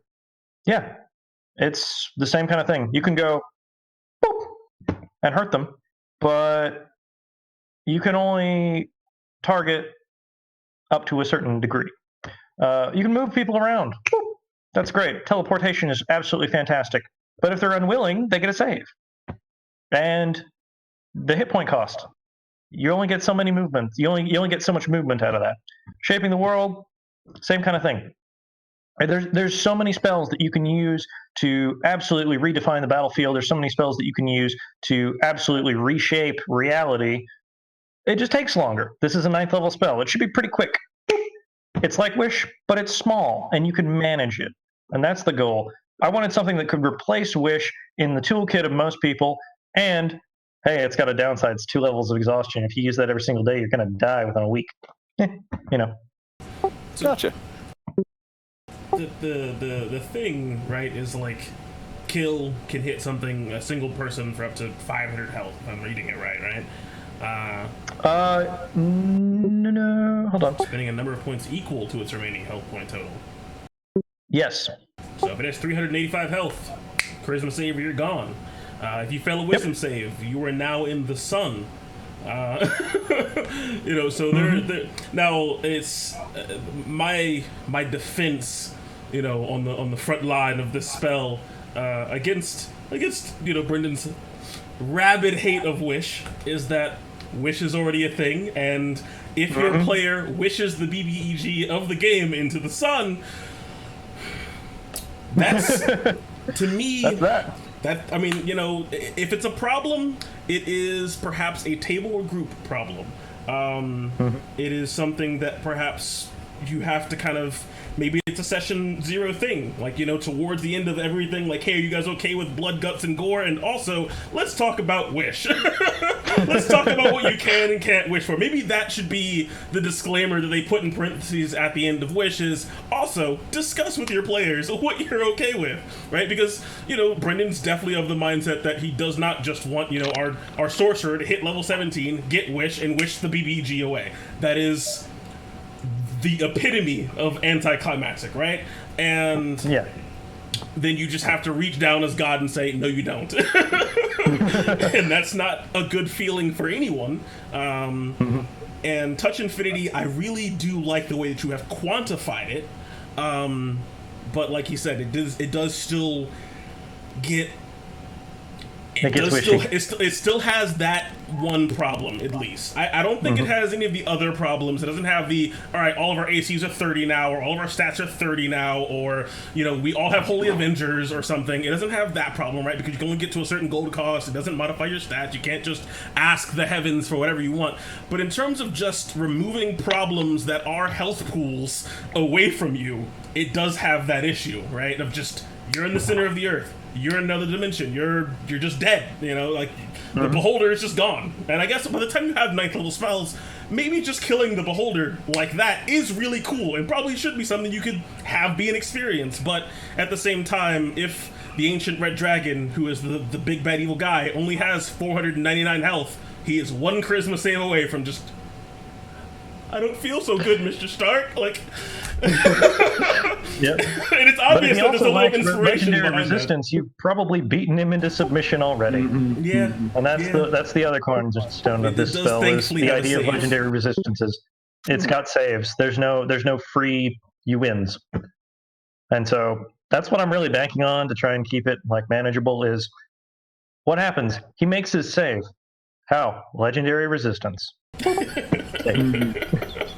At least we get one out of the at least we get the 9th level spell out of, or the legendary resistance out of the way early. Then that way he can fail the whole monsters. No, I did have one question on mechanical interaction with something. Another powerful spell, one that I thought was very cool.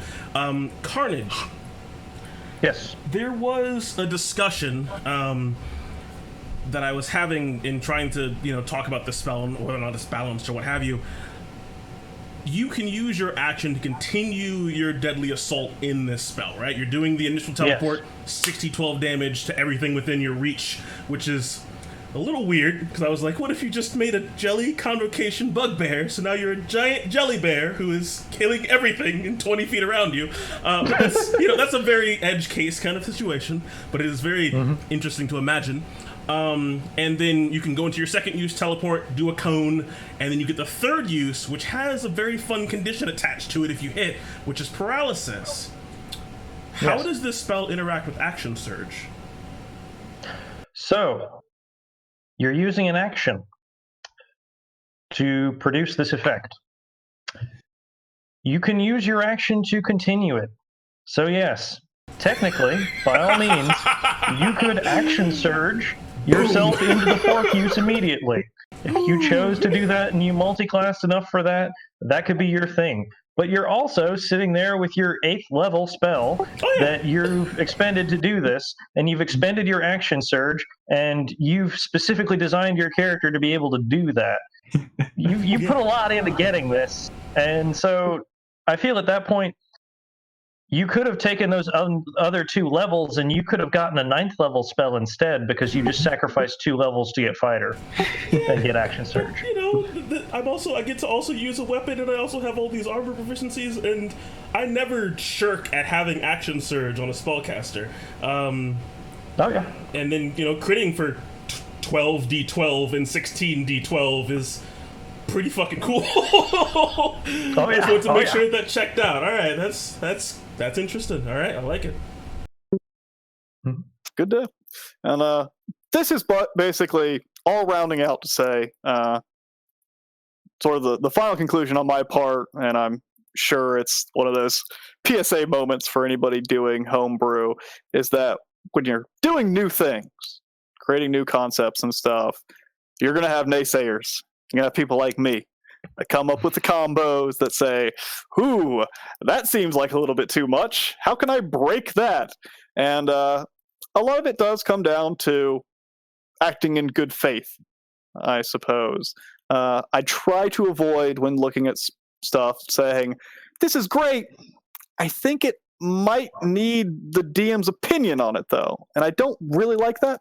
I prefer something to be straightforward, where the player can go, all right, I read this spell, I know exactly how it works. On my turn, I can say what happens, and the DM has no opinion on it. It's bad when you have a spell where you say something, and then you have to look at the DM and go, was that okay? Because sometimes you have strange combinations, you have these very powerful spells, you have things with a little bit different interactions that, when you're dealing with homebrew, different situations come up and stuff like that happens. Have you had situations like this, playtesting or looking at spells and things, where there was a moment where you thought, people might misunderstand this? I need to make this clear. This is not how this was intended to work. I don't want you to break it this way. Is there anything, spells mostly, because that's what we're talking about, but if really anything else that you want to give a warning on? So most of it comes down to the knowledge of the people involved in the game. If you have perfect mechanical knowledge of how everything's supposed to work, and you know the action economy, you know how to actually do good reading comprehension. That's one of the big things about D&D that is often the source of issues. Like, I remember back when I very first started playing 5th edition, I thought that bonus actions were free actions, and so the monk got to do 15 attacks by burning all his ki at once. It's stuff like that. But with the majority of these, there's some things in here that you need to read really carefully. Blackened Heart is one that I guess I can pull up as the easy example. Blackened Heart looks like a monster when you first see it, because you're like, wow, that's a 3rd level spell that has the potential to deal more damage than a fireball. And fireball's already overtuned. What are you doing here, dude? And then you look at it a lot more carefully. It has so many points of failure, and it has so many careful instances, and it's got a terrible damage type, and it's very particular about how it functions, that when it comes to how it would actually be useful in play, it's pretty weak. It's almost like you probably wouldn't even want to take this. It's kind of bad, but it looks terrifying. And there's several things. Reward type of thing, yeah. Oh yeah, and let's see if I can find another good example. Accursed Wish. Accursed Wish is hilarious, in my opinion. Accursed Wish is like Little Baby Wish, except it's awful and it can kill you. You instantly replicate the effects of a 1st level spell from the Sorcerer spell list with a casting time of 1 action or bonus action or any cantrip. And when you cast it, you roll a d20. If the result is 1, you are struck down to 0 hit points. You fail your 1st and 2nd death saving throws. It's bad. It's really bad if you mess it up. And you can upcast it to higher levels, and you can get higher level effects. So effectively, you could be sitting there and going, wow, I know every spell on the Sorcerer spell list just by knowing Accursed Wish, except I can die. It's stuff like that.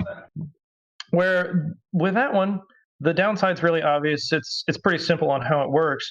But on some of these other ones, it's a lot more subtle how that all tends to go. There was let me see if I can find another. Interject on you, but there was the one that you had to kind of defend in the Reddit thread, Constriction. where it's not obvious that you can just shove the person off of you. Yes. It's like, and then the spell just ends. Full shove. Just there's your 5th level spell slot gone, and you've only dealt 5d10. Wow, that's really disappointing. It's like, and then people don't remember, like, because people were like, "Oh, well, it does more damage than anything else on its level." It's like, you have forgotten that Steel Wind Strike exists, and it's a spell that, was made by WotC. It's not in this document. That's their spell that does 12 damage to up to 5 targets at 5th level. Yep. And it's all attack rolls, so you can crit, which has been hilarious when it happens. Yes, it has. Thank you. Yeah, it's you definitely want to read each one of these spells very carefully, and I think it's always been kind of the linchpin. Whenever somebody in our group drags in some homebrew that they have found out in the wilds of creation, where if something has spells, there's almost like a minor collective sigh, because now we know, all right, let's get the fucking microscope out and really pay very, because subclasses, right? You can just read through it and it's easy to understand as long as it's not a completely new class, right? You have an impression of how this stuff already works. You can just read through it. There's the 7th level feature where it's supposed to be. There's the ribbon, blah, blah, blah, blah, blah. It checks out. Boom, you're good. But spells require 110% of your attention.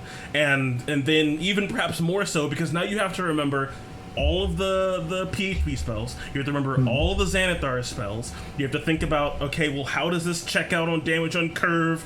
Is this more busted than Crown of Stars? The spell that's at 7th level that just gives you a bunch of free damage for an hour for no concentration on a barely resisted damage type? No, it isn't. So the only things that I think I've ever had any issues with going through this list are the ones that we talked about, where it's like, yeah, you have a nuke in your pocket now. How is that going to play out in the campaign that is set purely in one city? Please, God, don't nuke my city. I will punch you. To things like Touch Infinity, which is, somebody saw Infinity War and really liked it, and I'm going to fix Wish now. I think that spell is really good. But you have to go through these with a fine-tooth comb, and having done that, I think if you can swallow the changes, the expansions to the design space that you have made, the combo spells, the attack actions, etc., it checks out for me. That's why I'm allowing them. That's why I'm letting them into my game. They seem like great options. I love the things that other classes are getting. Extra things that do. I love Angelic Rebuke. I wish my cleric, who has so many options available to her already, could also just smack people away with light. I love that. It's great. There are a lot of great spells. Ashen Pack, Almighty Assault. There are just so many things that they don't have to even be powerful. I think, Omen, you particularly liked the Animate Skull, right? Oh yeah, that's a fun spell. You just make a skull that bites people. It's great. It's great. I love fresh paint. You made a cantrip that just paints, and it lasts longer than the universe could last if you paint long enough. It's great. There are a lot of really good, well thought out, as long as you're okay with what they're doing, spells. And you have to be careful with things like Blackened Heart, where it's like, it does 20d6 damage, what? Just read and read again, and bust out the microscope and just be patient.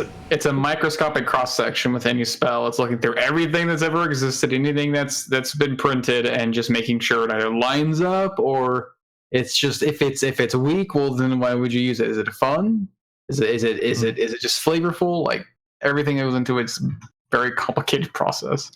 And definitely when sitting here listening to us while we go over everything, be aware we are picking and choosing the little problem spots we want to discuss about because they're interesting and new and exciting. But also, the vast majority of these spells, the vast majority of these subclasses and everything in this book, excited to play with. There's, sometimes you look at Homebrew and go, what was he thinking? This isn't even how D&D works. Get out of here. This is great. There is a ton in here that you will like. Obviously, you're not going to like 100% of it because nobody likes 100% of everything. Mhm. But that's the position of like, okay, I don't want Armageddon in my game. Fine. There are, over 70 other spells that you can get to use. Plenty of toys to play with. And looking through it, I'm excited to get to play it. Mr. Lionhead Gaming Jordan over here, starting up a game, making a character for it, and I'm excited to start playing with these toys. Thank you.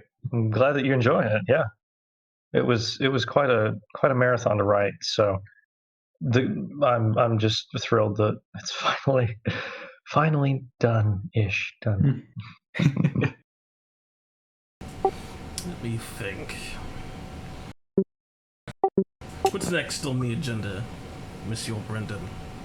Well, since we're talking about balance, and our good friend Omen up there mentioned it a little bit while going through the subclasses, we didn't get to hit them. So let's do them. We gave you one black eye. Here comes another. So skipping away with spells. There's, again, like I just mentioned, there's a ton of spells. Go look at them. A lot of them are a ton of fun. We're going to scoot back up to things that we think are great in the subclasses, and then stuff that we probably just have questions about. And I know, Omen, you had a couple things. I've got a couple things.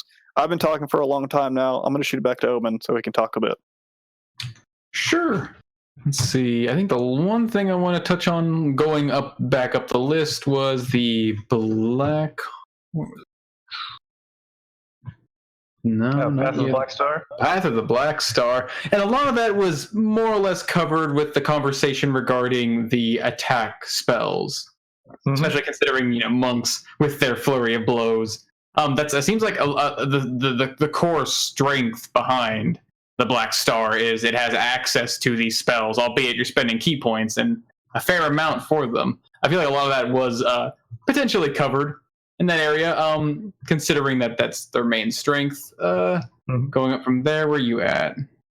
The Eternal Citadel.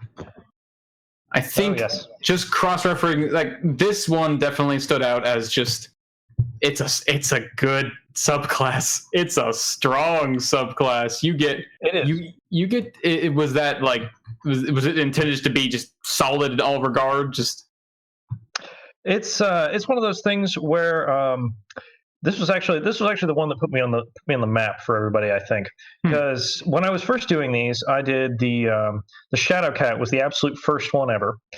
It was very bad. The original design was completely different from it as it is now. But the second one was the Ashen Wolf, and the third one, if I'm remembering correctly, is the Eternal Citadel. Nobody had ever done buildings before. I thought, as far as I know, I'm the first person who's ever done a building as a Warlock patron. But when I was setting it up, what inspired me, I saw an absolutely fantastic piece of art that looks similar to what this one is now. And I thought to myself, wow, that's super cool. I have to make this a patron. What would it look like? And so I went through and I thought to myself, okay, it's going to need a lot of defense. It's going to need a lot of durability. And it's going to need to have some cool thing at the end that says, I am supreme. And when I was doing the balance on these, this is tier 1. There's 2 others that are tier 1 like it. And that means that they're equally powerful to the Fiend when you go into all the et cetera, et cetera. It's as good as Fiend.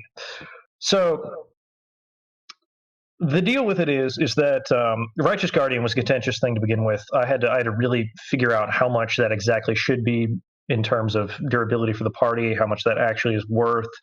Force of Preservation, it's quite thick, but again, it's once per short, so it works. Builder of Walls. Walls is hilarious.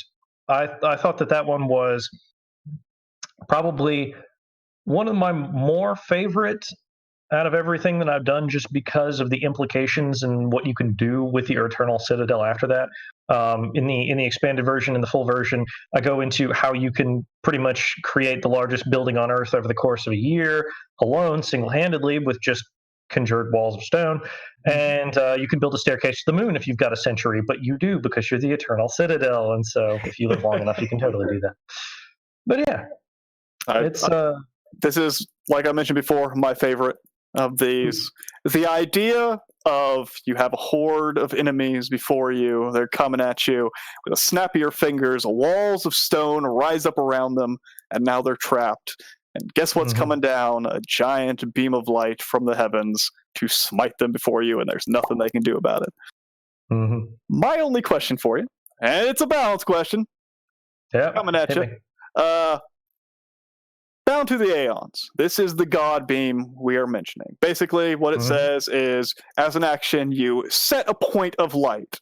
It's a beam that, again, you don't need an open to the ceiling or anything. It shoots down through, and at the start of your next turn, it terminates anything within it, dealing a ton of damage. Question, though. Not sure if I missed something. It feels like the best way to do this would be, I want to prepare my action to cast Bound with Aeons right before my next turn. Wait, hold on. Okay. So I cast it, my turn starts, and it blows up. There's no delay in between. You know? You can hold an action. Yeah, I feel like that's abusing it, but I also feel like that's the best way to use it. On one hand, you got me there. Because that's a great thing that I hadn't thought of at all. I got it, everybody! You got him! We got him! Drop the balloons! However, here's the deal with it. Yeah, it's pretty much unresistible damages, but it's 14d6. At 14th level stuff, for Warlock, it tends to be approximately equivalent to a single casting of a 7th level spell. If we look at the 7th level spells and we use that as our point of comparison, 14d6 on a charisma saving throw in a 10-foot radius, it fits pretty squarely in there, really. Just looking at it, it's just simply one of those things of like, I definitely get the flavor. You are setting your ion beam. The enemy has a chance to scurry like rats away from it. If they even know what's going on, they might just look at it and go, silly human, you have put light on me. Why do I care? And then here comes the beam. It was just one of those little weird flavor things that it seems like it touches against the flavor on how it might actually be used by min-maxers like myself. Yeah, unfortunately, with those kind of delay things, there's not a whole lot that you can do about it unless you associate it with an enemy's turn. And even then, it'd be like, oh, I just ready my action, and then at the start of the enemy's turn, this happens. The initiative order and how that functions in D&D makes it very difficult to do delayed spells and delayed effects like this.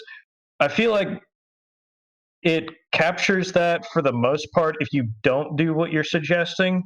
And so... I mean, yeah, hey, guys who are watching this, that's not the intention. Please don't do this. There you go. But, I mean, it's not going to hurt anything. That goes back to the thing. Yeah, that goes back to what I was mentioning of, every once in a while, there'll be something that just say, guys, just don't. I understand. just please don't. Don't use wish to end the world. Just don't. It's not cool. Please don't metagame and say right at the beginning of my turn, because guess what? Your character doesn't know what the beginning of my turn means. So totally get you. I just wanted to point that out if there was something I was missing, because again, going through a fine-tooth comb, I didn't know if I missed some.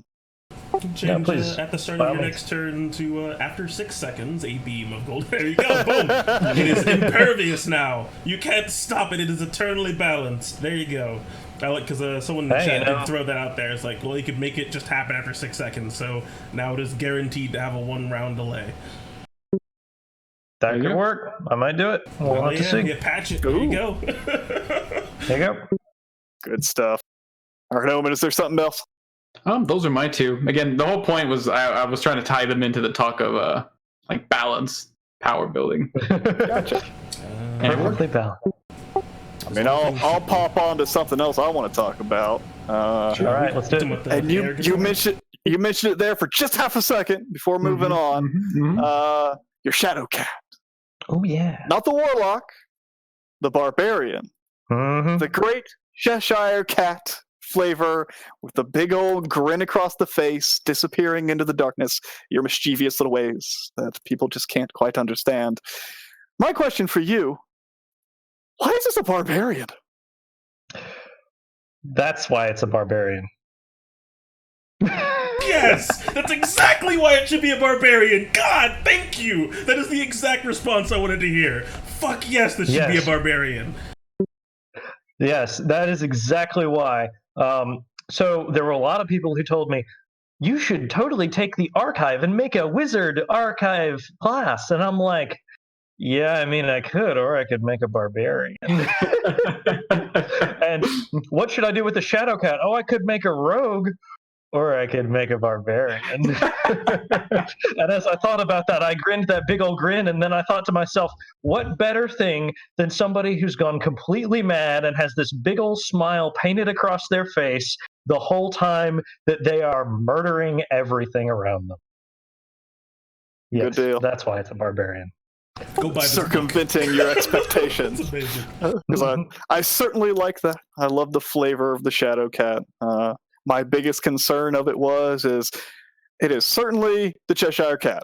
I mean, there's no denying it. The big old disappearing grin, the invisibility, and all that.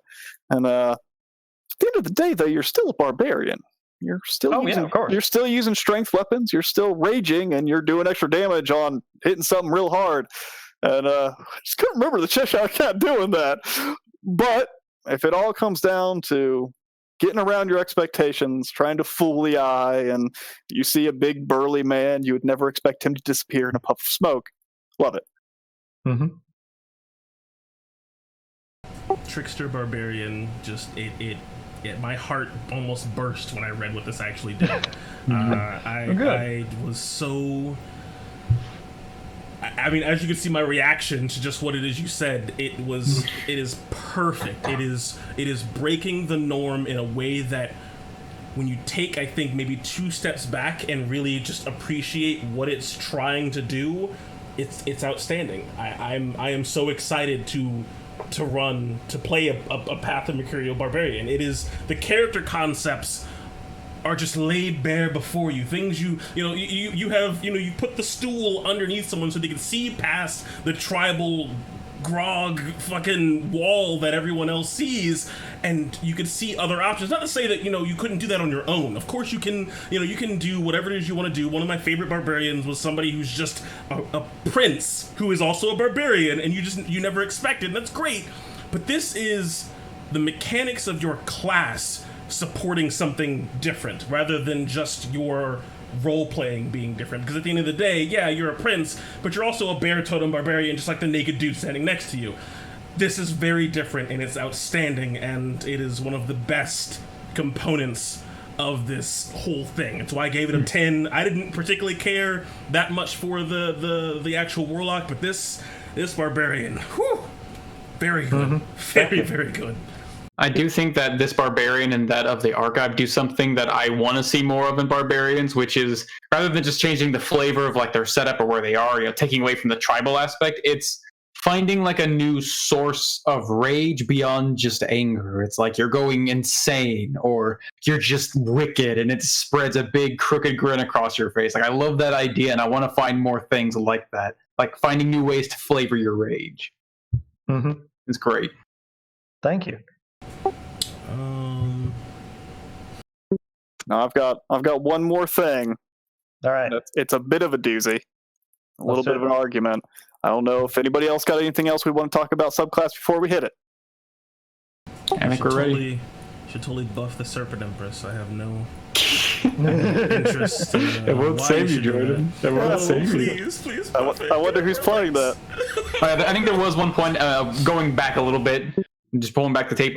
There was one spell regarding the Serpent Empress, the Serpentine Ward. There was one line I saw in there that I wasn't sure how exactly to interpret it, because I feel like the leveled version tried to explain it away. It has health, it has AC, and it is immune to magic. Yes. What exactly does that mean? Does that imply, but like, and then a higher level version casting of that spell implies it can't be dispelled? Would that not also translate to being immune to magic not being able to be dispelled? Like, would it not already partake, or is that a different interpretation of immune to magic? So immune to magic, the original intention was like, hey, you can put this down, it's not going to get hit by fireballs. You can put this down, and it's not going to be attacked by things. I guess having it be permanent and impossible to dispel, that really takes it beyond and says you can't get rid of this thing at all.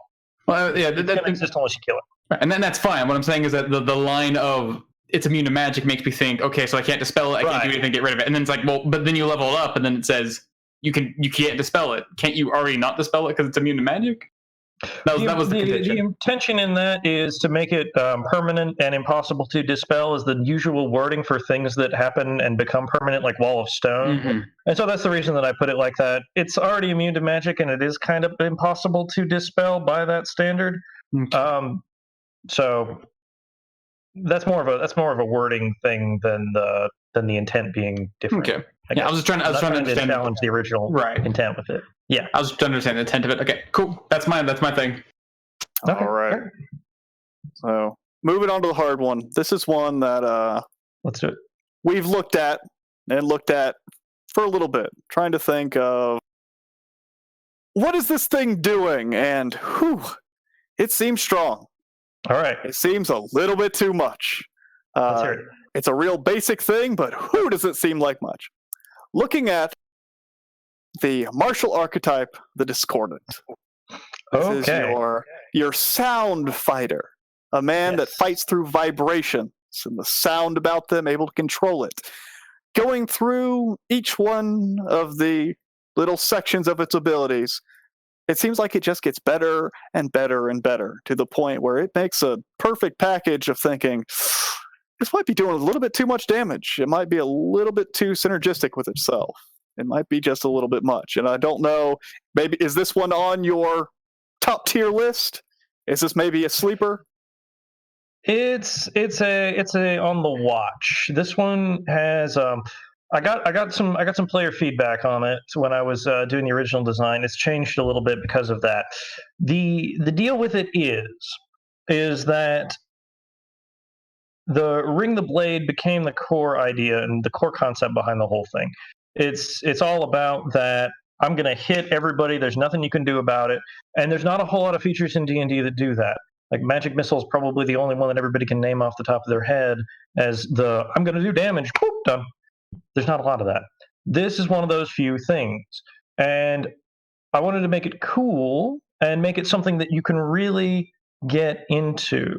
But damage-wise, it's a little interesting.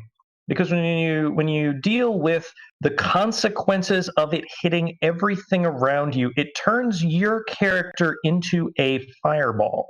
And now you, as the melee combatant, having to deal with the potential of any of your other allied melee combatants around you, that gets tricky, that gets dangerous. Now you're stuck in the 10-foot room and you can't use your core feature because otherwise you're going to be cutting your allies as well. It's a dangerous game you're playing there. But thankfully, the class solves that problem for you. At level 10, your allies are now immune to the thunder damage you deal. Yes, and that's the solution. Again, at level 10 is when a lot of these like difficult solutions start coming in on a lot of my design. Mostly because by that point, the things that you are facing are probably, hopefully, going to be detrimental enough to your existence that they can deal with this. They'll have solutions for you, and you won't just have solutions for them. Gotcha. Yeah. Good deal. So, but no, I agree. It's definitely one to watch. It's probably one of the stronger fighter subclasses just by virtue of how effective that it can be when it all comes together. I'm going to be watching it. I'll honestly take feedback on it. This is one of those that it ended late in the design process. And so if you playtest this and you find that it's completely insane, please let me know. It's definitely not a weakling. That is a great thing to hear. It's a sigh of relief, I'm sure, for a lot of people when it comes to content creators, when you go through things and you have criticisms and your own opinions about things, and a lot of the times you'll sit there, you'll hear back, it's fine, deal with it. It's not my problem. I did it perfect. It's your problem. It's very good to hear when you hear back. I understand. I hear it. I'm going to take a look at it myself, and it might change in the future. If you've got opinions on it, share. It's great. Because we've had recent events we're going to go into the recent topic here concerning some of the people over at Wizards and current things. Had a little shout out about the Ranger recently, and I don't know what your opinion on it is, but there has been some feelings shared about Rangers and the revised Ranger that came out, and they just recently came out and said, all those things we said about revised Ranger, throw them out the window. We're not going to do it. We're done. We don't want to have this conversation anymore. And that's a little bit of a disheartening thing. And I don't want to throw Wizards under the bus. They bring us a great product that we use every day. But it's great to hear when you actually feel like somebody's hearing you from a content creator point. So I thank you for saying that. Oh, yeah, no, I would not have been able to get this far without community feedback. Honestly, again, there's no way I could test all this on my own. I need you guys. Good deal. I've got some minor points, sort of disjointed from what we're talking about, but I feel like we're getting a little bit to the end here. Talking about power creep and this discordant martial archetype, you've got a note in here mentioning the variant fighter maneuvers. This is attaching your homebrew onto other people's homebrew. There was a variant fighter that came out that Jordan actually introduced for our game a little bit, and we were playing it and then figured that maybe it didn't quite fit. But it introduced, some people say, balancing to what the current fighters are. In a lot of situations, it actually made it stronger, especially the champion fighter. It turned the champion fighter into a whole other beast. So when you mention it here, it's one of those instances of power creep. This addition, extra little things here and there, different little mechanics, how things work, different rest mechanics and party mechanics and spells, to a point where it builds on top of itself, and then you get third edition nonsense where that is always a danger. You've built a thing from 20 different books that doesn't look like anything anymore, and it just breaks it. And it's just nice to see that you've even put in there that says, you might be able to use this, but be aware that is a different beast altogether when you do. Yes. So I just want to point that out. It's a neat little touch. Yeah, I do like that all the I think I was expressing this before we went live.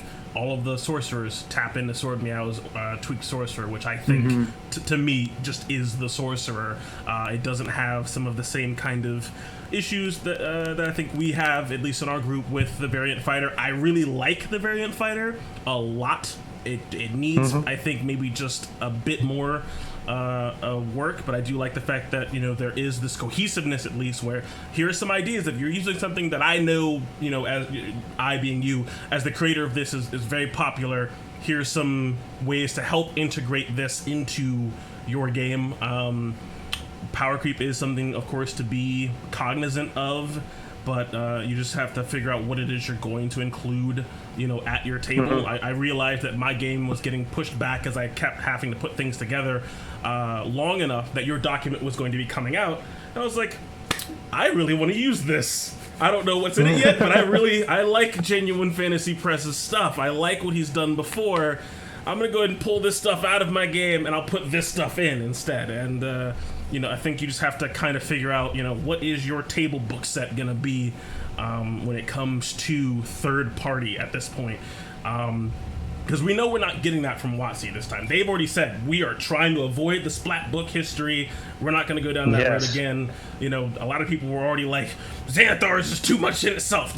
We don't need any of this stuff. Hexblade is ridiculous. The Healing Spirit, how dare you? And it's just like, all right, let them make one splat book, guys. Jeez, calm down. Yeah. But, you just have to, when it comes to the third party, you just have to kind of arbitrate and figure out what it is you're going to do. I don't think you should stop doing this integration because, with Sword Meow, with your Soul Forged artifacts. Oh, jeez. Fun. Yeah, be sure to get the full version so you can see the wonderfulness that is playing as an inanimate object on top of another character's head. I'm a humongous fan of it. I am alone on that island, but it's okay. It's fine. Oh, I want to be a crown. I want to be a too sword. comedic for you boys. You want to be a little Tiara. I want to be a Halo. Oh, the Halo, man. It's so good. Now, I want to raise some points on the martial art type Discordant, because there is the perception that if you don't have a dead level in a class, the class is overpowered. Right, because there is that perspective, I think, and it's made itself very pervasive. Even if people don't know it when they're saying it, they're like, "There's never a time where you're not happy to get to the next level. There's never a feature that is just like, okay, fine, I guess I'll keep going to get to the next thing." But this fighter and some other things that I have rated myself as my own personal 10 or what have you, or tier 1, they have that same thing going on where it's like, all right, and it keeps going and it keeps going and it keeps going. You know, Shatter Synchronicity, you know, you have that 10th level moment where, like Toxic Blood, you no longer have to deal with your main issue, which is, I'm fine with that at 10th level. And now you start just punishing spellcasters automatically by being near them, which is already terrifying because you're a fighter and you're next to them and they should already be shitting their pants. But now when they try to misty step away from you, you just make their tongue explode. They try to shocking grasp to get they just explode, and it's a lot of automatic no save damage, and then their concentration's fucked up. It's fierce. Maybe it's getting up there. It's climbing. It is not a. Whew. You know, I would say that its main vulnerability is the fact that it is melee.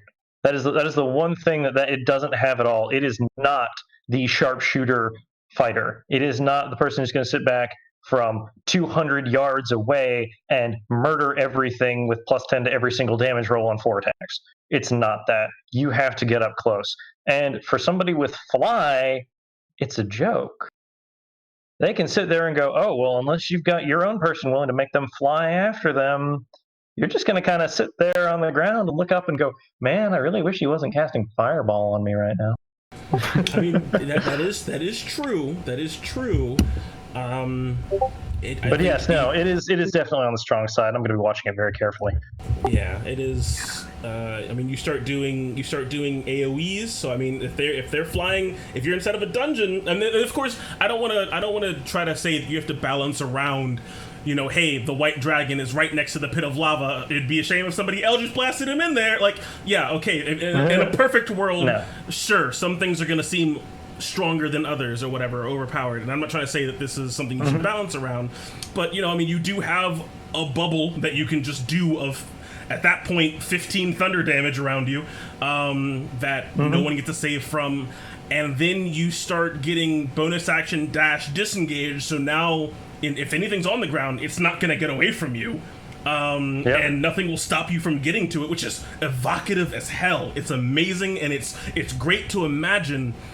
But at the same time, you're also just starting, you're just doing your thunder damage to anything that you pass near. So I run through the army and just everyone's dying, and it's amazing to watch. But holy fuck, is that terrifying?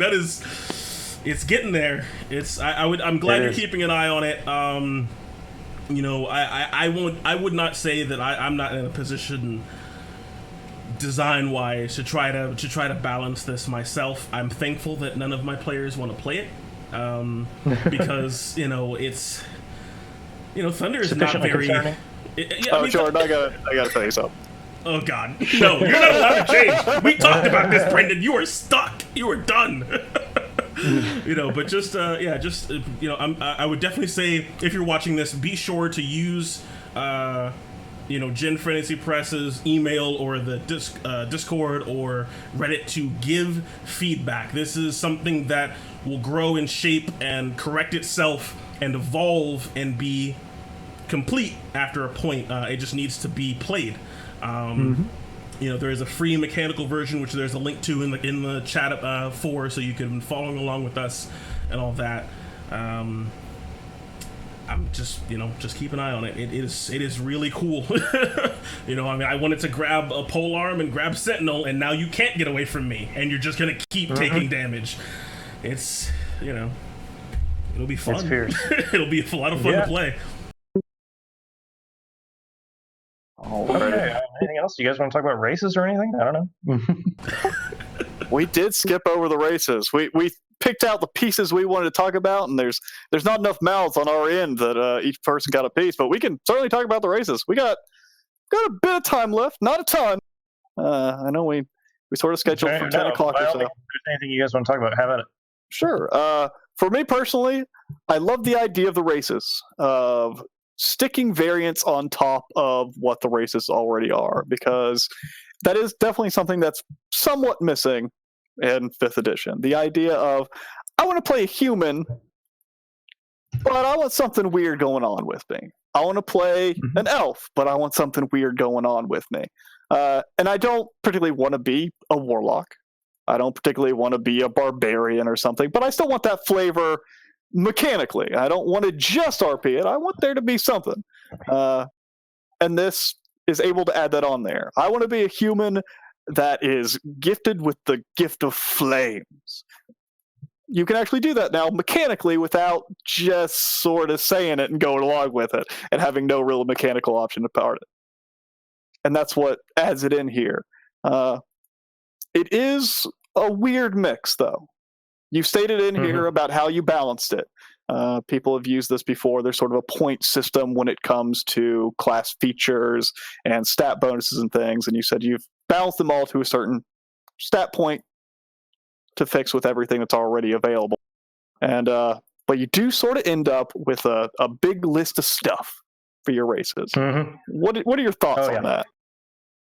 So races are interesting and tricky to design because a lot of it, you've already got the base human and then you add something on top of that, and that works very well for a lot of these because they end up kind of coming across like Tiefling does, where it's, I'm a person, but I've got this going on. And here's the results of that. What I've tried to do with this really is come across some of the core human themes that would like have pervaded this entire document. Hunger for the Ashen Wolf and for the Ashen Spawn. The coming back and being a new person with the Groveborn. The statuesque. It's all about eternity. You're trying to have that life forever. The Uzians are hilarious. I love them. They're cheerful and happy all the time. And I think that that's something that we all kind of want a little bit. If you could be like, hey, I'm happy all the time, it's all going to be good. There's plenty of people who you'd take that if you had the option. Yeah. And so I wanted to bring that and make it into a part of who they are, because a lot of times you'll see races that Homebrew does, and it's like, oh, this is nice, but there's nothing behind it, and you've got to have something behind it. Gotcha. Yeah, there are definitely 2 points in the races that one to love, one to concern. The love is the Imperial. The snake people of the world. We've already got something like this with the Yuan-Ti Pureblood and official material. A little bit different, a little bit of your own flavor. You did one thing that was really nice that I really appreciated in this.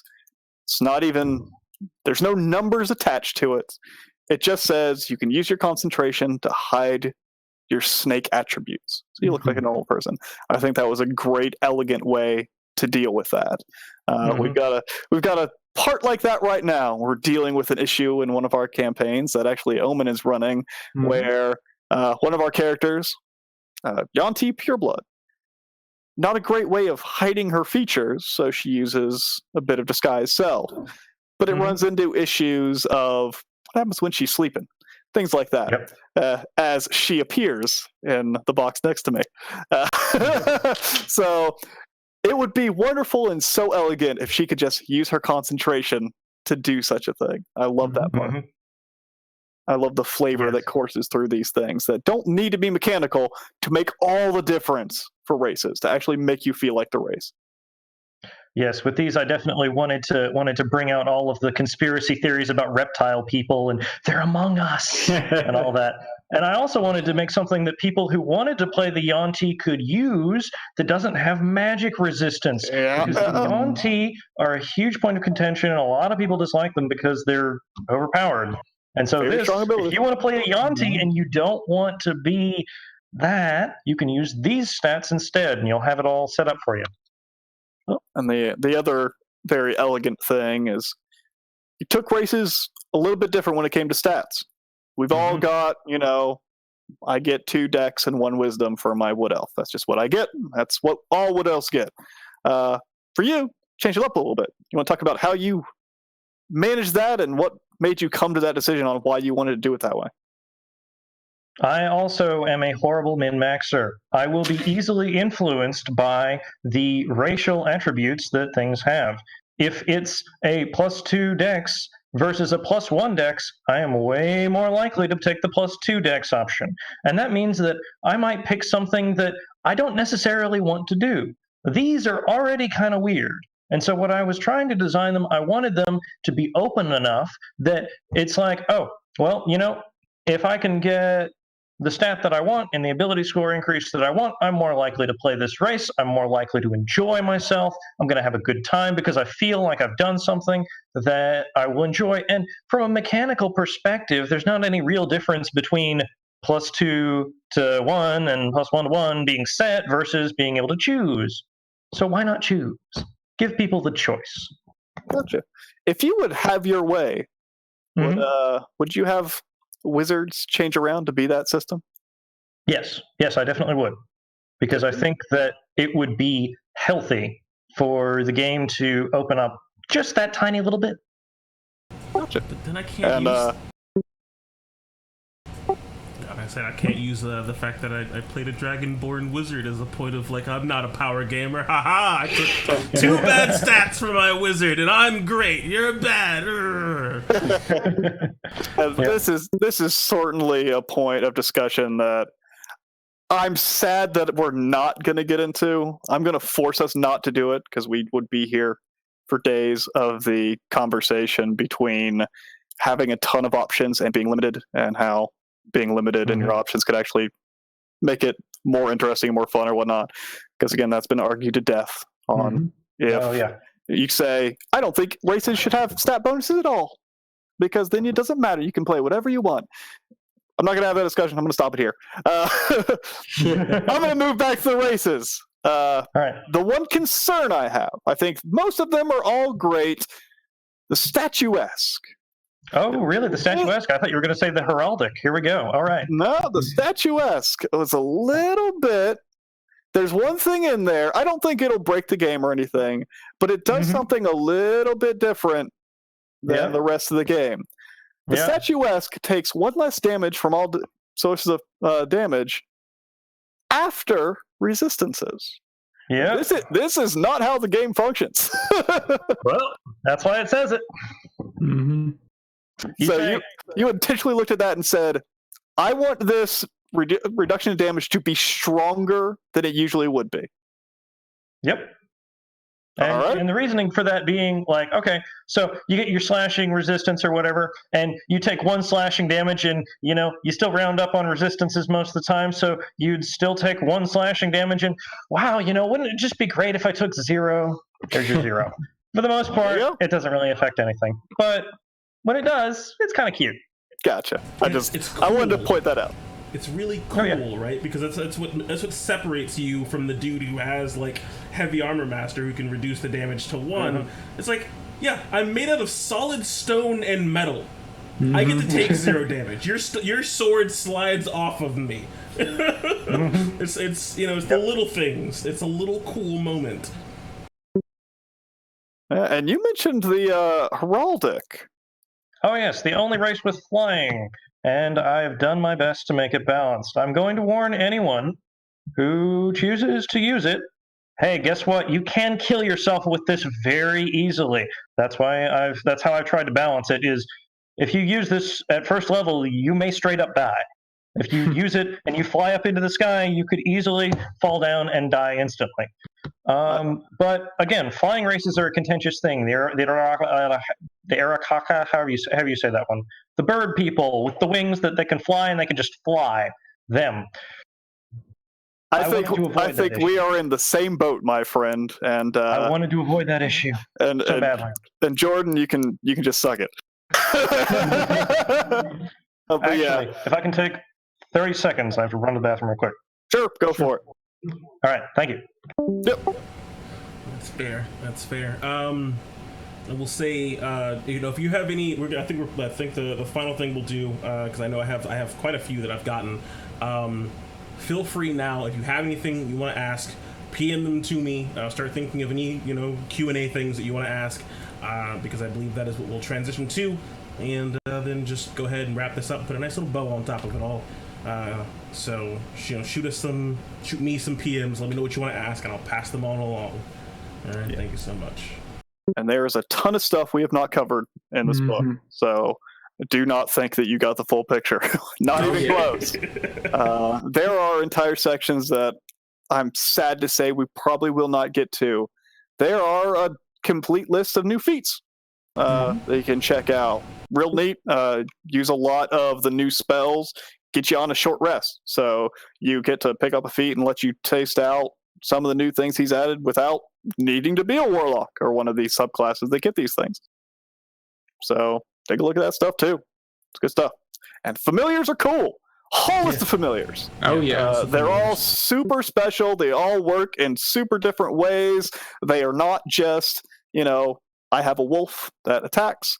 They will be floating armors or strange little paper minions. All super cool. Yeah, they are really interesting. Right. Welcome back. What I missed? Anything cool? Just going over basically the stuff we're not going to talk about. Mentioned. Cool. I think we're getting pressed for time. Gotcha. So we're going to be skipping over the familiars and the feats, sadly, but we got to go into question time because we're going to be running long. So let's get the time we can in, and people are going to be wanting to ask questions. So Jordan. One question I do have from Johnny Thunder 3805. What made you take? Let me rephrase this. Okay. Why did you follow the spell list tradition? When you put the spell blocks out, did it occur to put just a little thing that was like bard, wizard, warlock, sorcerer can cast these spells? For like in each block. So if I look at Black Lotus Assault, I will know just by looking at the spell who can cast it. Was there an adherence? Was it just too much? Like what's up with that?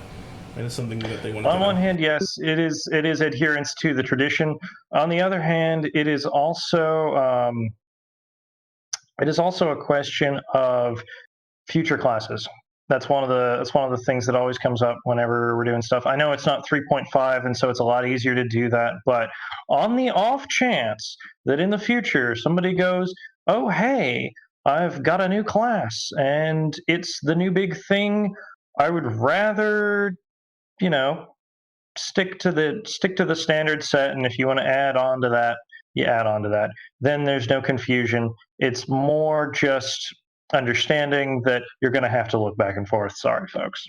Okay, yeah, I mean, Brendan is playing an artificer in my game, and I had to answer the question, well, what does he get? It was like, just take everything the wizard gets, whatever. If you can cast it and the wizard can cast it, just take it, fine. Let's see here. From Mayo Senpai, I've noticed that your warlock familiars are fairly stronger than the WotC ones, which I like. What made you decide that familiars in particular needed a buff, and that the Pact of the Chain should have a more familiar focus? So here's the deal with that. The imp is stupid. I think that it flies under the radar, literally under the radar, because it's invisible perpetually and can shapeshift and can stab people and poison them, and it's just straight dumb. The imp is insane. And so, whenever you have a familiar that cannot fly, that cannot become permanently invisible and therefore cause pretty much all attacks against it to be made at disadvantage, a familiar that you cannot perfectly scout with because it's invisible and can fly, a familiar that does not do all of those exciting, crazy things, it needs something else. And so with all of these, since they don't have any of that, they have a lot more beef. the effective hit points of all of these are approximately equivalent to the imp if you get into actual practical use, et cetera, et cetera. And when it comes down to it, they all do something that's really different and really distinctive. And that's the purpose of them. A familiar should be something that you choose not only because there's mechanical benefit to it, but because you think, man, wouldn't it be cool to have one of those? Because it'll be my little buddy and it'll sit on my shoulder and it'll make weird little wiggly noises because it's a cube and it's going to climb onto my head and it's going to sit there because everyone puts the gelatinous cube on their head. Every single person that I've ever talked to that has ever done Hack to the Chain says, oh, I just put it on top of my head and it just sits right there. It's adorable. So yes, that's the purpose of that. All right. From Fire of Legend, talking about the Painter Bard. For Living Exhibition, do the soldiers have proficiency with the weapons as well? As much as I like the subclass, expending a spell slot for them to attack uses up a lot of resources quickly when their damage may not even be worth it, especially higher than a second level spell slot when you start getting into the major spells. What was your thinking behind how that balances out? And it was actually something that also I kind of had a question about, the same thing about that. So the prime purpose of those is, yes, they do have proficiency with anything that you're proficient with. They use your stats for attacking. In all effects, they are you, except in the ways that they are described as different. And the reason that it's so expensive is because there's a lot of really cool things that you can do with them, and the Bard doesn't get a whole lot of extra offense in its class budget for the subclasses. So you can easily body block with these. You can just set them up in front of you as a nice little living wall. You can have them surround somebody to keep them trapped. There's all kinds of really interesting things that you can do with these, and so using them for attacking, while perfectly legitimate, runs into the same problem that Animate Dead does, where you sit there and you make your army of little 10 skeletons boys and you have them do their attacks and stuff. And that's very effective.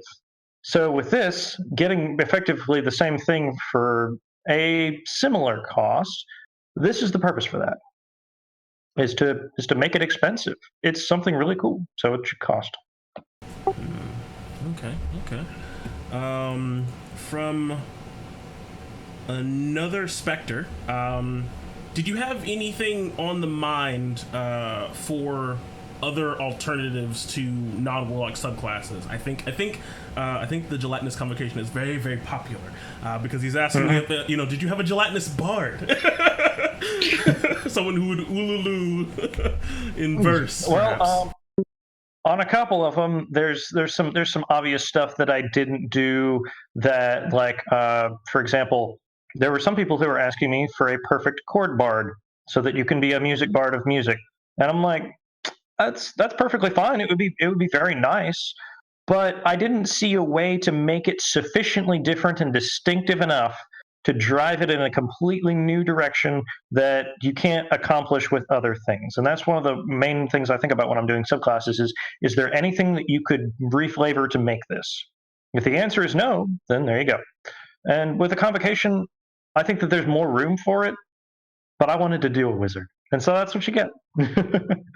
I certainly agree on the bard part. It would be like having a savage subclass and having a barbarian savage. Like, well, you're all forever to you, barbarian savage. You got that going.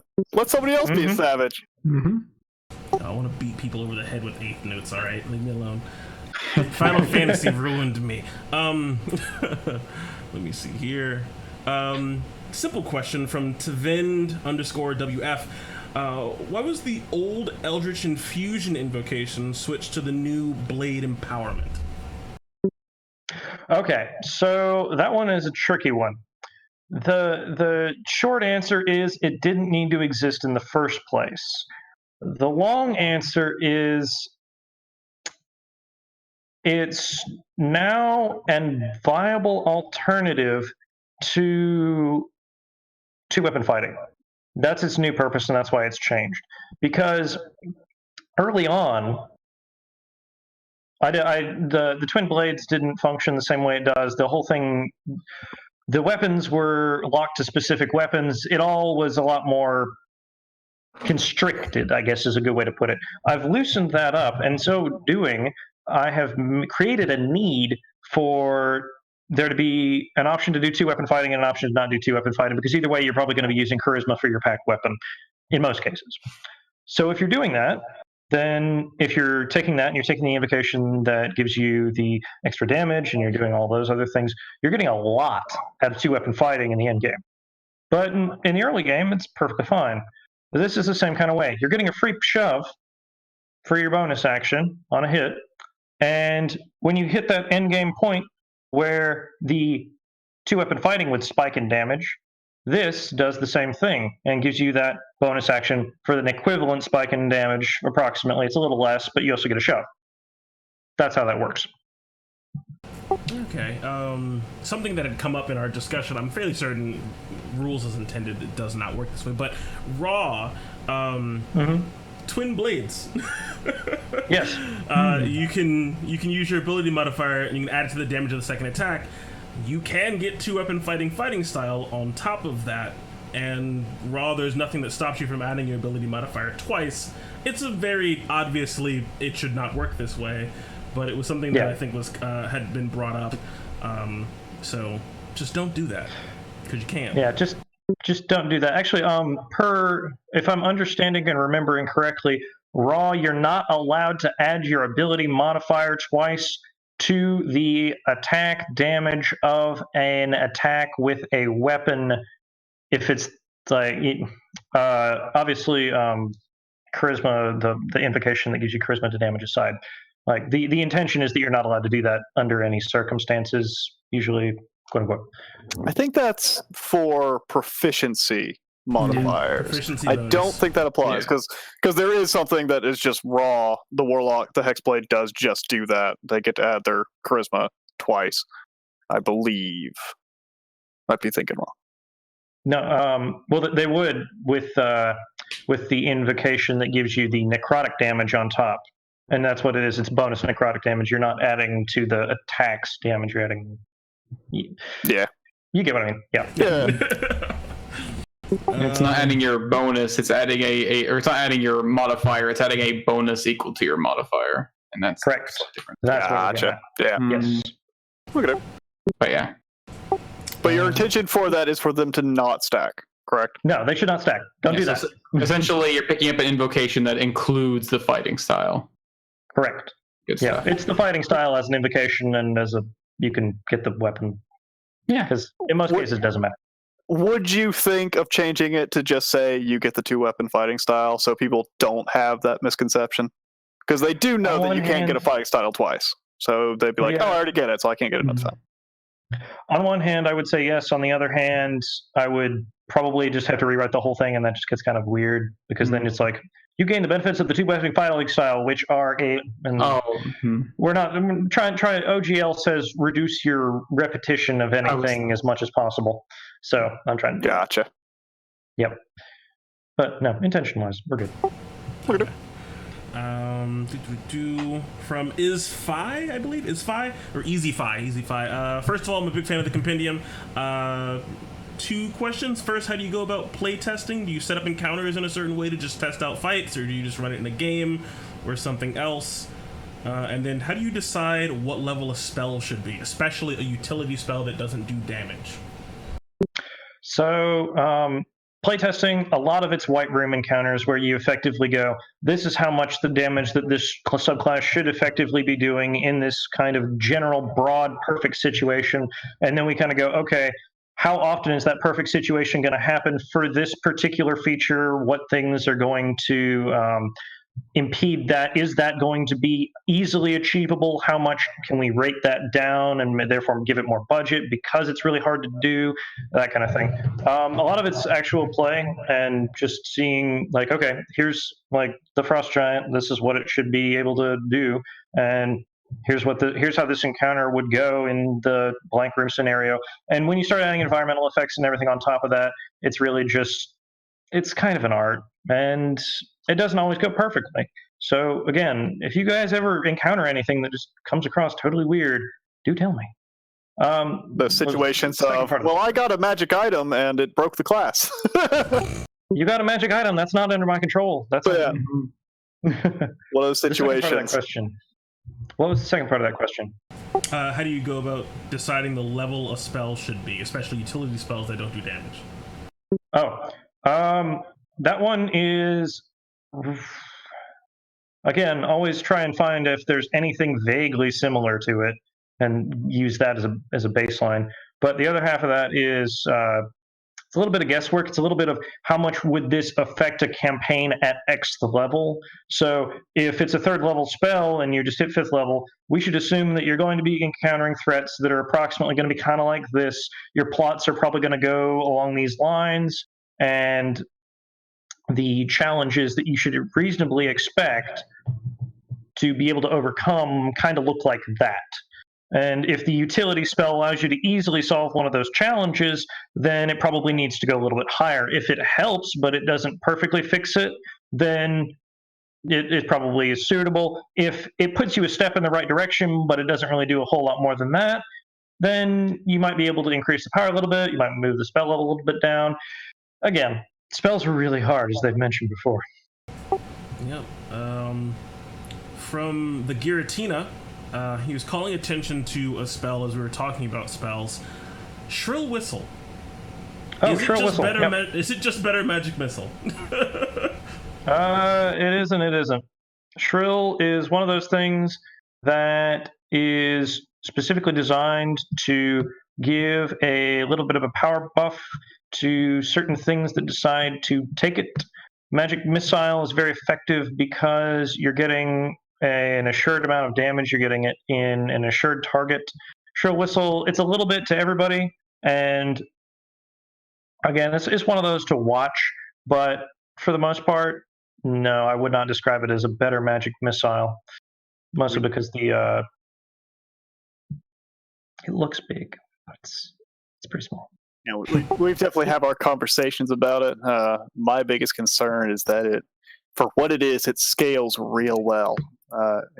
At higher levels, you don't think about wanting to spend like a 3rd or 4th or 5th level spell slot on a 1st level spell, but when you get up there, it scales real well. Oh yes, it does, and that's why it's given as a warlock. That's the incentive to the warlock of the Cord.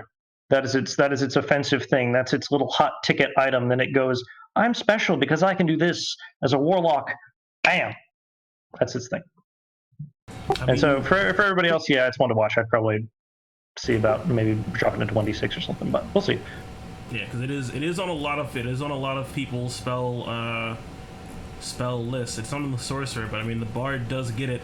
So I mean you're looking at full casters that have it, and 120-foot range.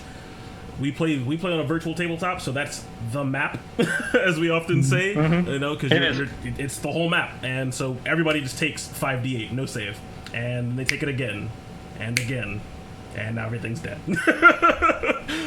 So it is loud, which can be bad or good depending on what you're doing for a dungeon or something like that. But it is something to keep an eye on, I think. But it does have a Constitution saving throw, so it's fail for 0. That is not how it reads. Yeah, that's not how it's written. The way it's written, it implies the Constitution saving throw is for being deaf. Oh no! The damage is just straight. Yeah. That's where this thing became a thing. Yeah, that's what became a problem. No! It reads. You just take D8 damage and then a saved if it deafened. Who cares? Yeah, if it's switched around, there you go. Yeah, if it is There's a con good save spell. for nothing, Switch it around until I make the update. Thank you. Thanks for pointing that one out. There you go. booyah! Now it's fixed. For that one. Yeah, if it's a con save for damage for nothing, perfectly fine. Fuck it, I don't care. That's great. But before, whew. Oh, sorry about that. Didn't mean to scare you guys. Yeah, that was a scary one. I was like, okay, I didn't see this before. What these things are good for. We're doing good work, guys. Good job. Exactly. That's on the back for everybody around. Someone did ask, are familiars to hit not supposed to scale? Familiars to hit raw, my understanding is that they do not scale. which means that at the time that you get them at 3rd level, there should be some incentive for you to use them because, like, otherwise it's not really good in combat except for the help action, and that's kind of boring. Mhm. But raw, no, the 2-hit does not normally scale. I believe that I put an invocation in that gives you a couple of things. I know the Wild Huntsman gets something that helps with that, but otherwise, no. Okay, so yeah, the person that is playing a Cursed Archive in my Friday game is very excited to have a piece of paper as his familiar, and was wondering if that scaled or not. So no, it doesn't, Peter. You have to figure out something else. Sorry. Let's see. There was... Oh, I did want to know this as well. How many and which of the subclasses have you played yourself? Me personally, let's see. I have played... let me go to the table of contents so I can make sure I'm getting everything. I have played, personally,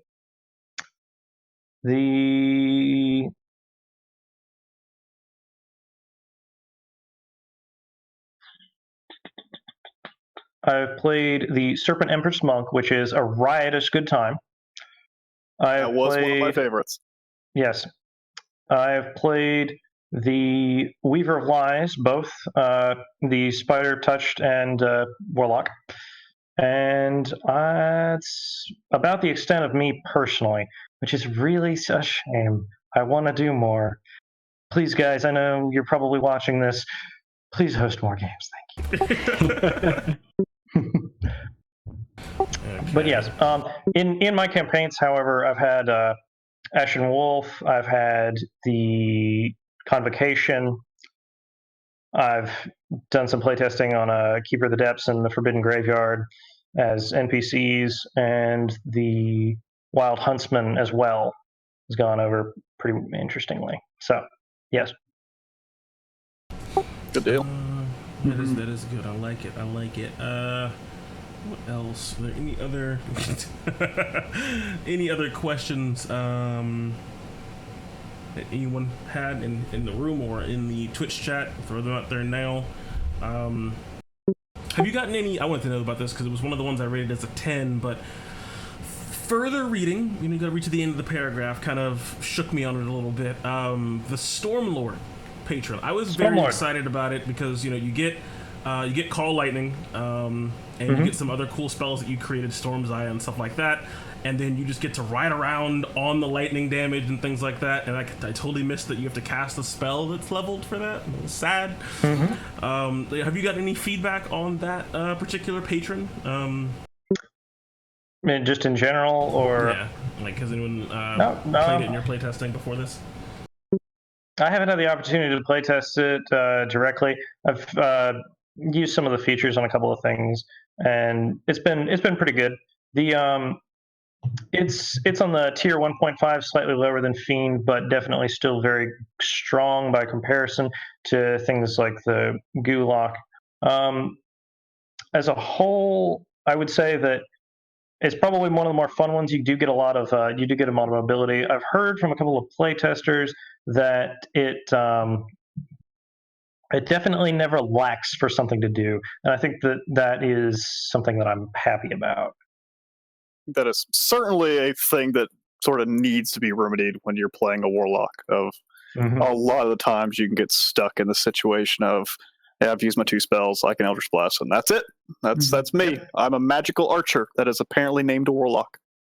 Yes, warlocks, in my opinion, are martial classes in disguise, and you have to design them like that.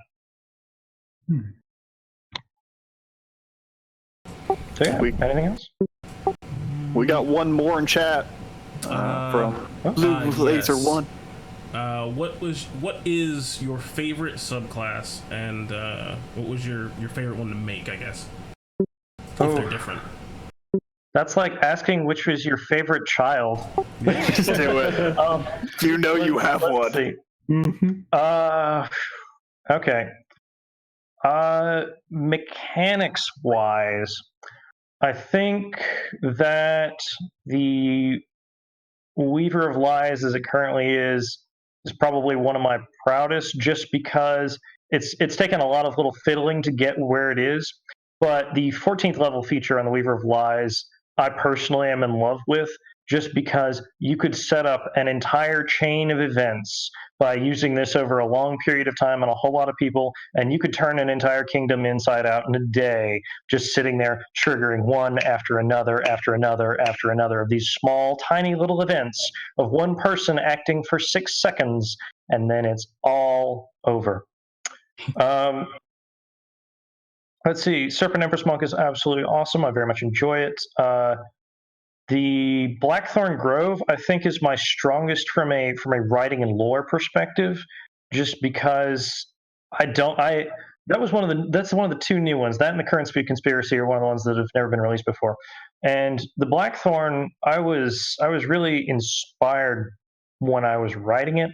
I wanted to really go deep into what would make someone go and make a pact with one of these creatures, with one of these things that just exist in the world. There's no reason that any normal person who's thinking straight would do this. The cost, the price is always going to be so high. But what about a person who doesn't care about anything anymore? What about somebody who's so apathetic, so depressed that they would be willing to rip their own heart out of their own chest in order to make that feeling go away? And then being able to actually have it work, actually have it happen. I know some people who suffer from depression. It's a very serious issue, and I really want to offer all of my support to those folks. And this is in that way my homage to them, to say that, like, yes, this is a warlock that I want to be able to speak to you, because I understand what that kind of pain can be like, what that kind of bitter apathy can be like, and what you would give in order to just make that all go away. So, yeah. Well said. And of course, the Archive and Citadel are buildings. Woo! I'm very happy. Well said. There is Love that flavor. Yeah, there is definitely the nail that you're the hot iron that you have struck in this is using human emotions and experiences and personifying or literally building them into the desire to want to live forever and turning that into the Eternal Citadel and things like that have made this shine very brightly, for sure. Thank you. And it is definitely worth. You should definitely get the full version so you can really get the full appreciation of each one of these patrons in a way that makes them easy to bring in to your world and utilize and see what Jin was really thinking of as he was building these out. And it's extremely affordable at $14.99. That's you can't beat that for a PDF. That's great. I love it. The only other thing that kind of popped into my mind, looking to my other two Dungeon Masters, did we, if pressed for time, no, but if at all possible, was there anything that you wanted to mention? We've talked about, keep an eye on this. This is up there. Keep an eye on this. This is up there. We corrected shrill whistles, so we don't have to worry about that. But is there anything that perhaps we want to advise? Take another look at this. It doesn't carry as much weight as you think it does. Let's see. I would advise keeping an eye on the Path of the Black Star. One of its core mechanics is spending ki to cast spells.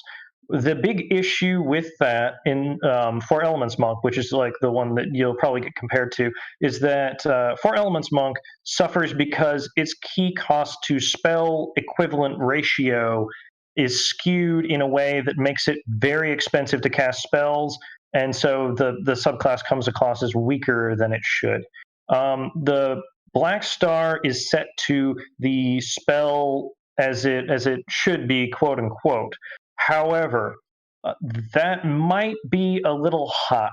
So if in the instance that you are playing one of these and it comes across as even more hardcore than what a monk normally would be, again, monks are a fantastic class. Seriously, they're kind of stupid.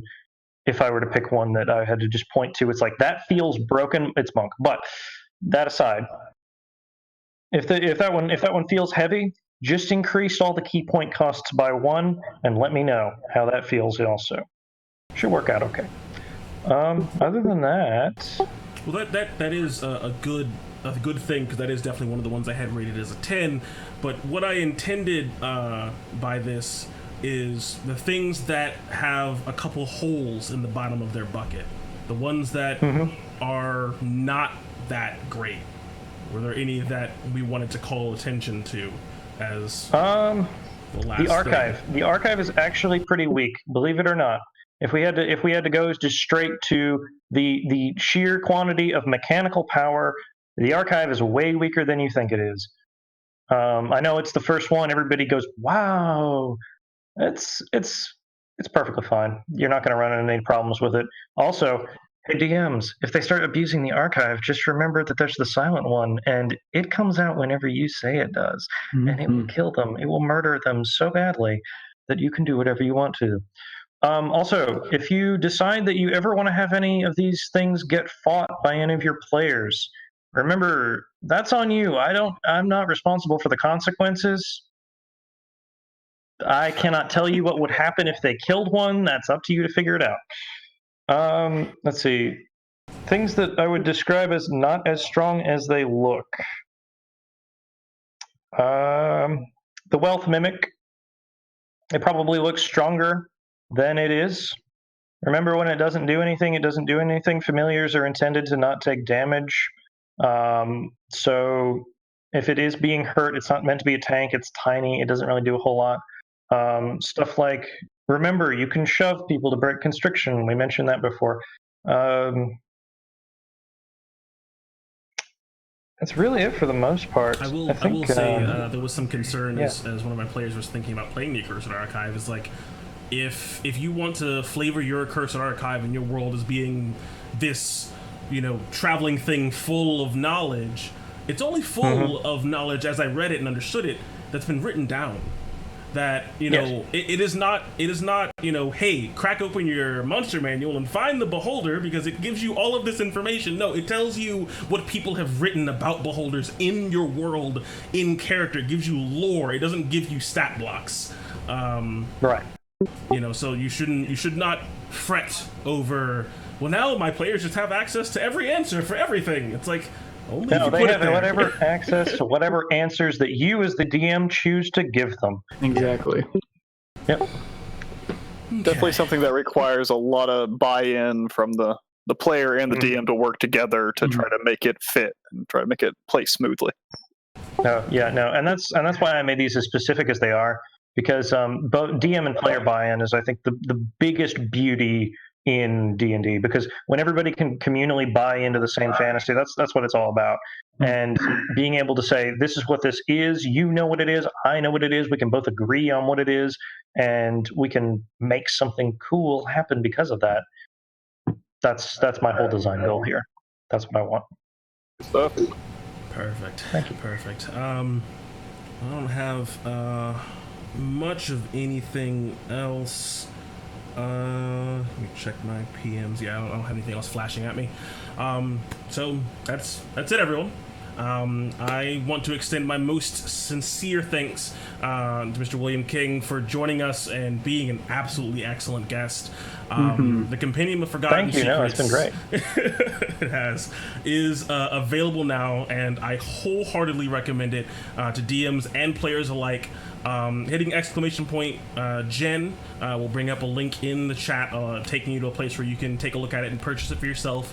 I surely hope that this endeavor goes well enough for you, that we can have you back at some point for the Cleric and Druid supplement. I know it might be way down the line, but I love Clerics and I love Druids, and I'm excited to see whatever it is you have cooking up in there for adding to them.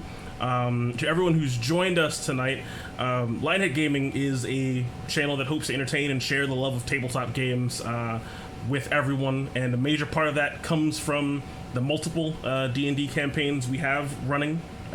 Sundays at 5, we have the high-level Western Fantasy homebrew sandbox game, The Expanse, where we're following the Outriders as they now drum up a war effort against Karsith, the Red Divine, an ancient dragon who has united basically all other dragons of the world under one banner, with the goal of overthrowing the gods themselves, it seems.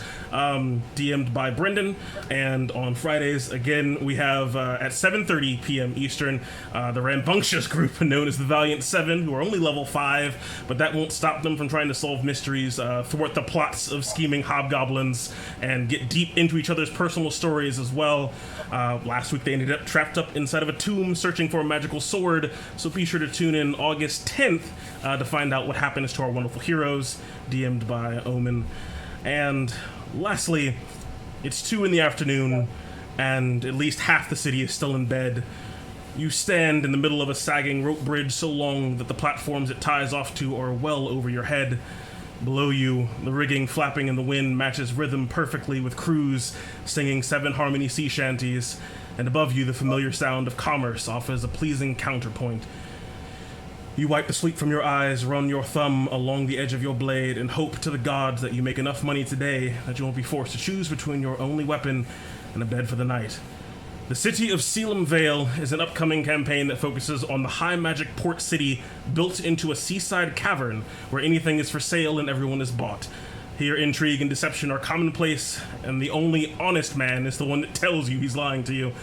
Featuring the subclasses, spells, and magic items of the Compendium of Forgotten Secrets Awakening, you can catch the first episode of that at level 1, Wednesday, August 15th, 7:30 p.m., where I will be DMing that game, and I could not be more excited to bring it to you. Again, thank you all so much for watching, and be sure to scoop up a copy of the Compendium.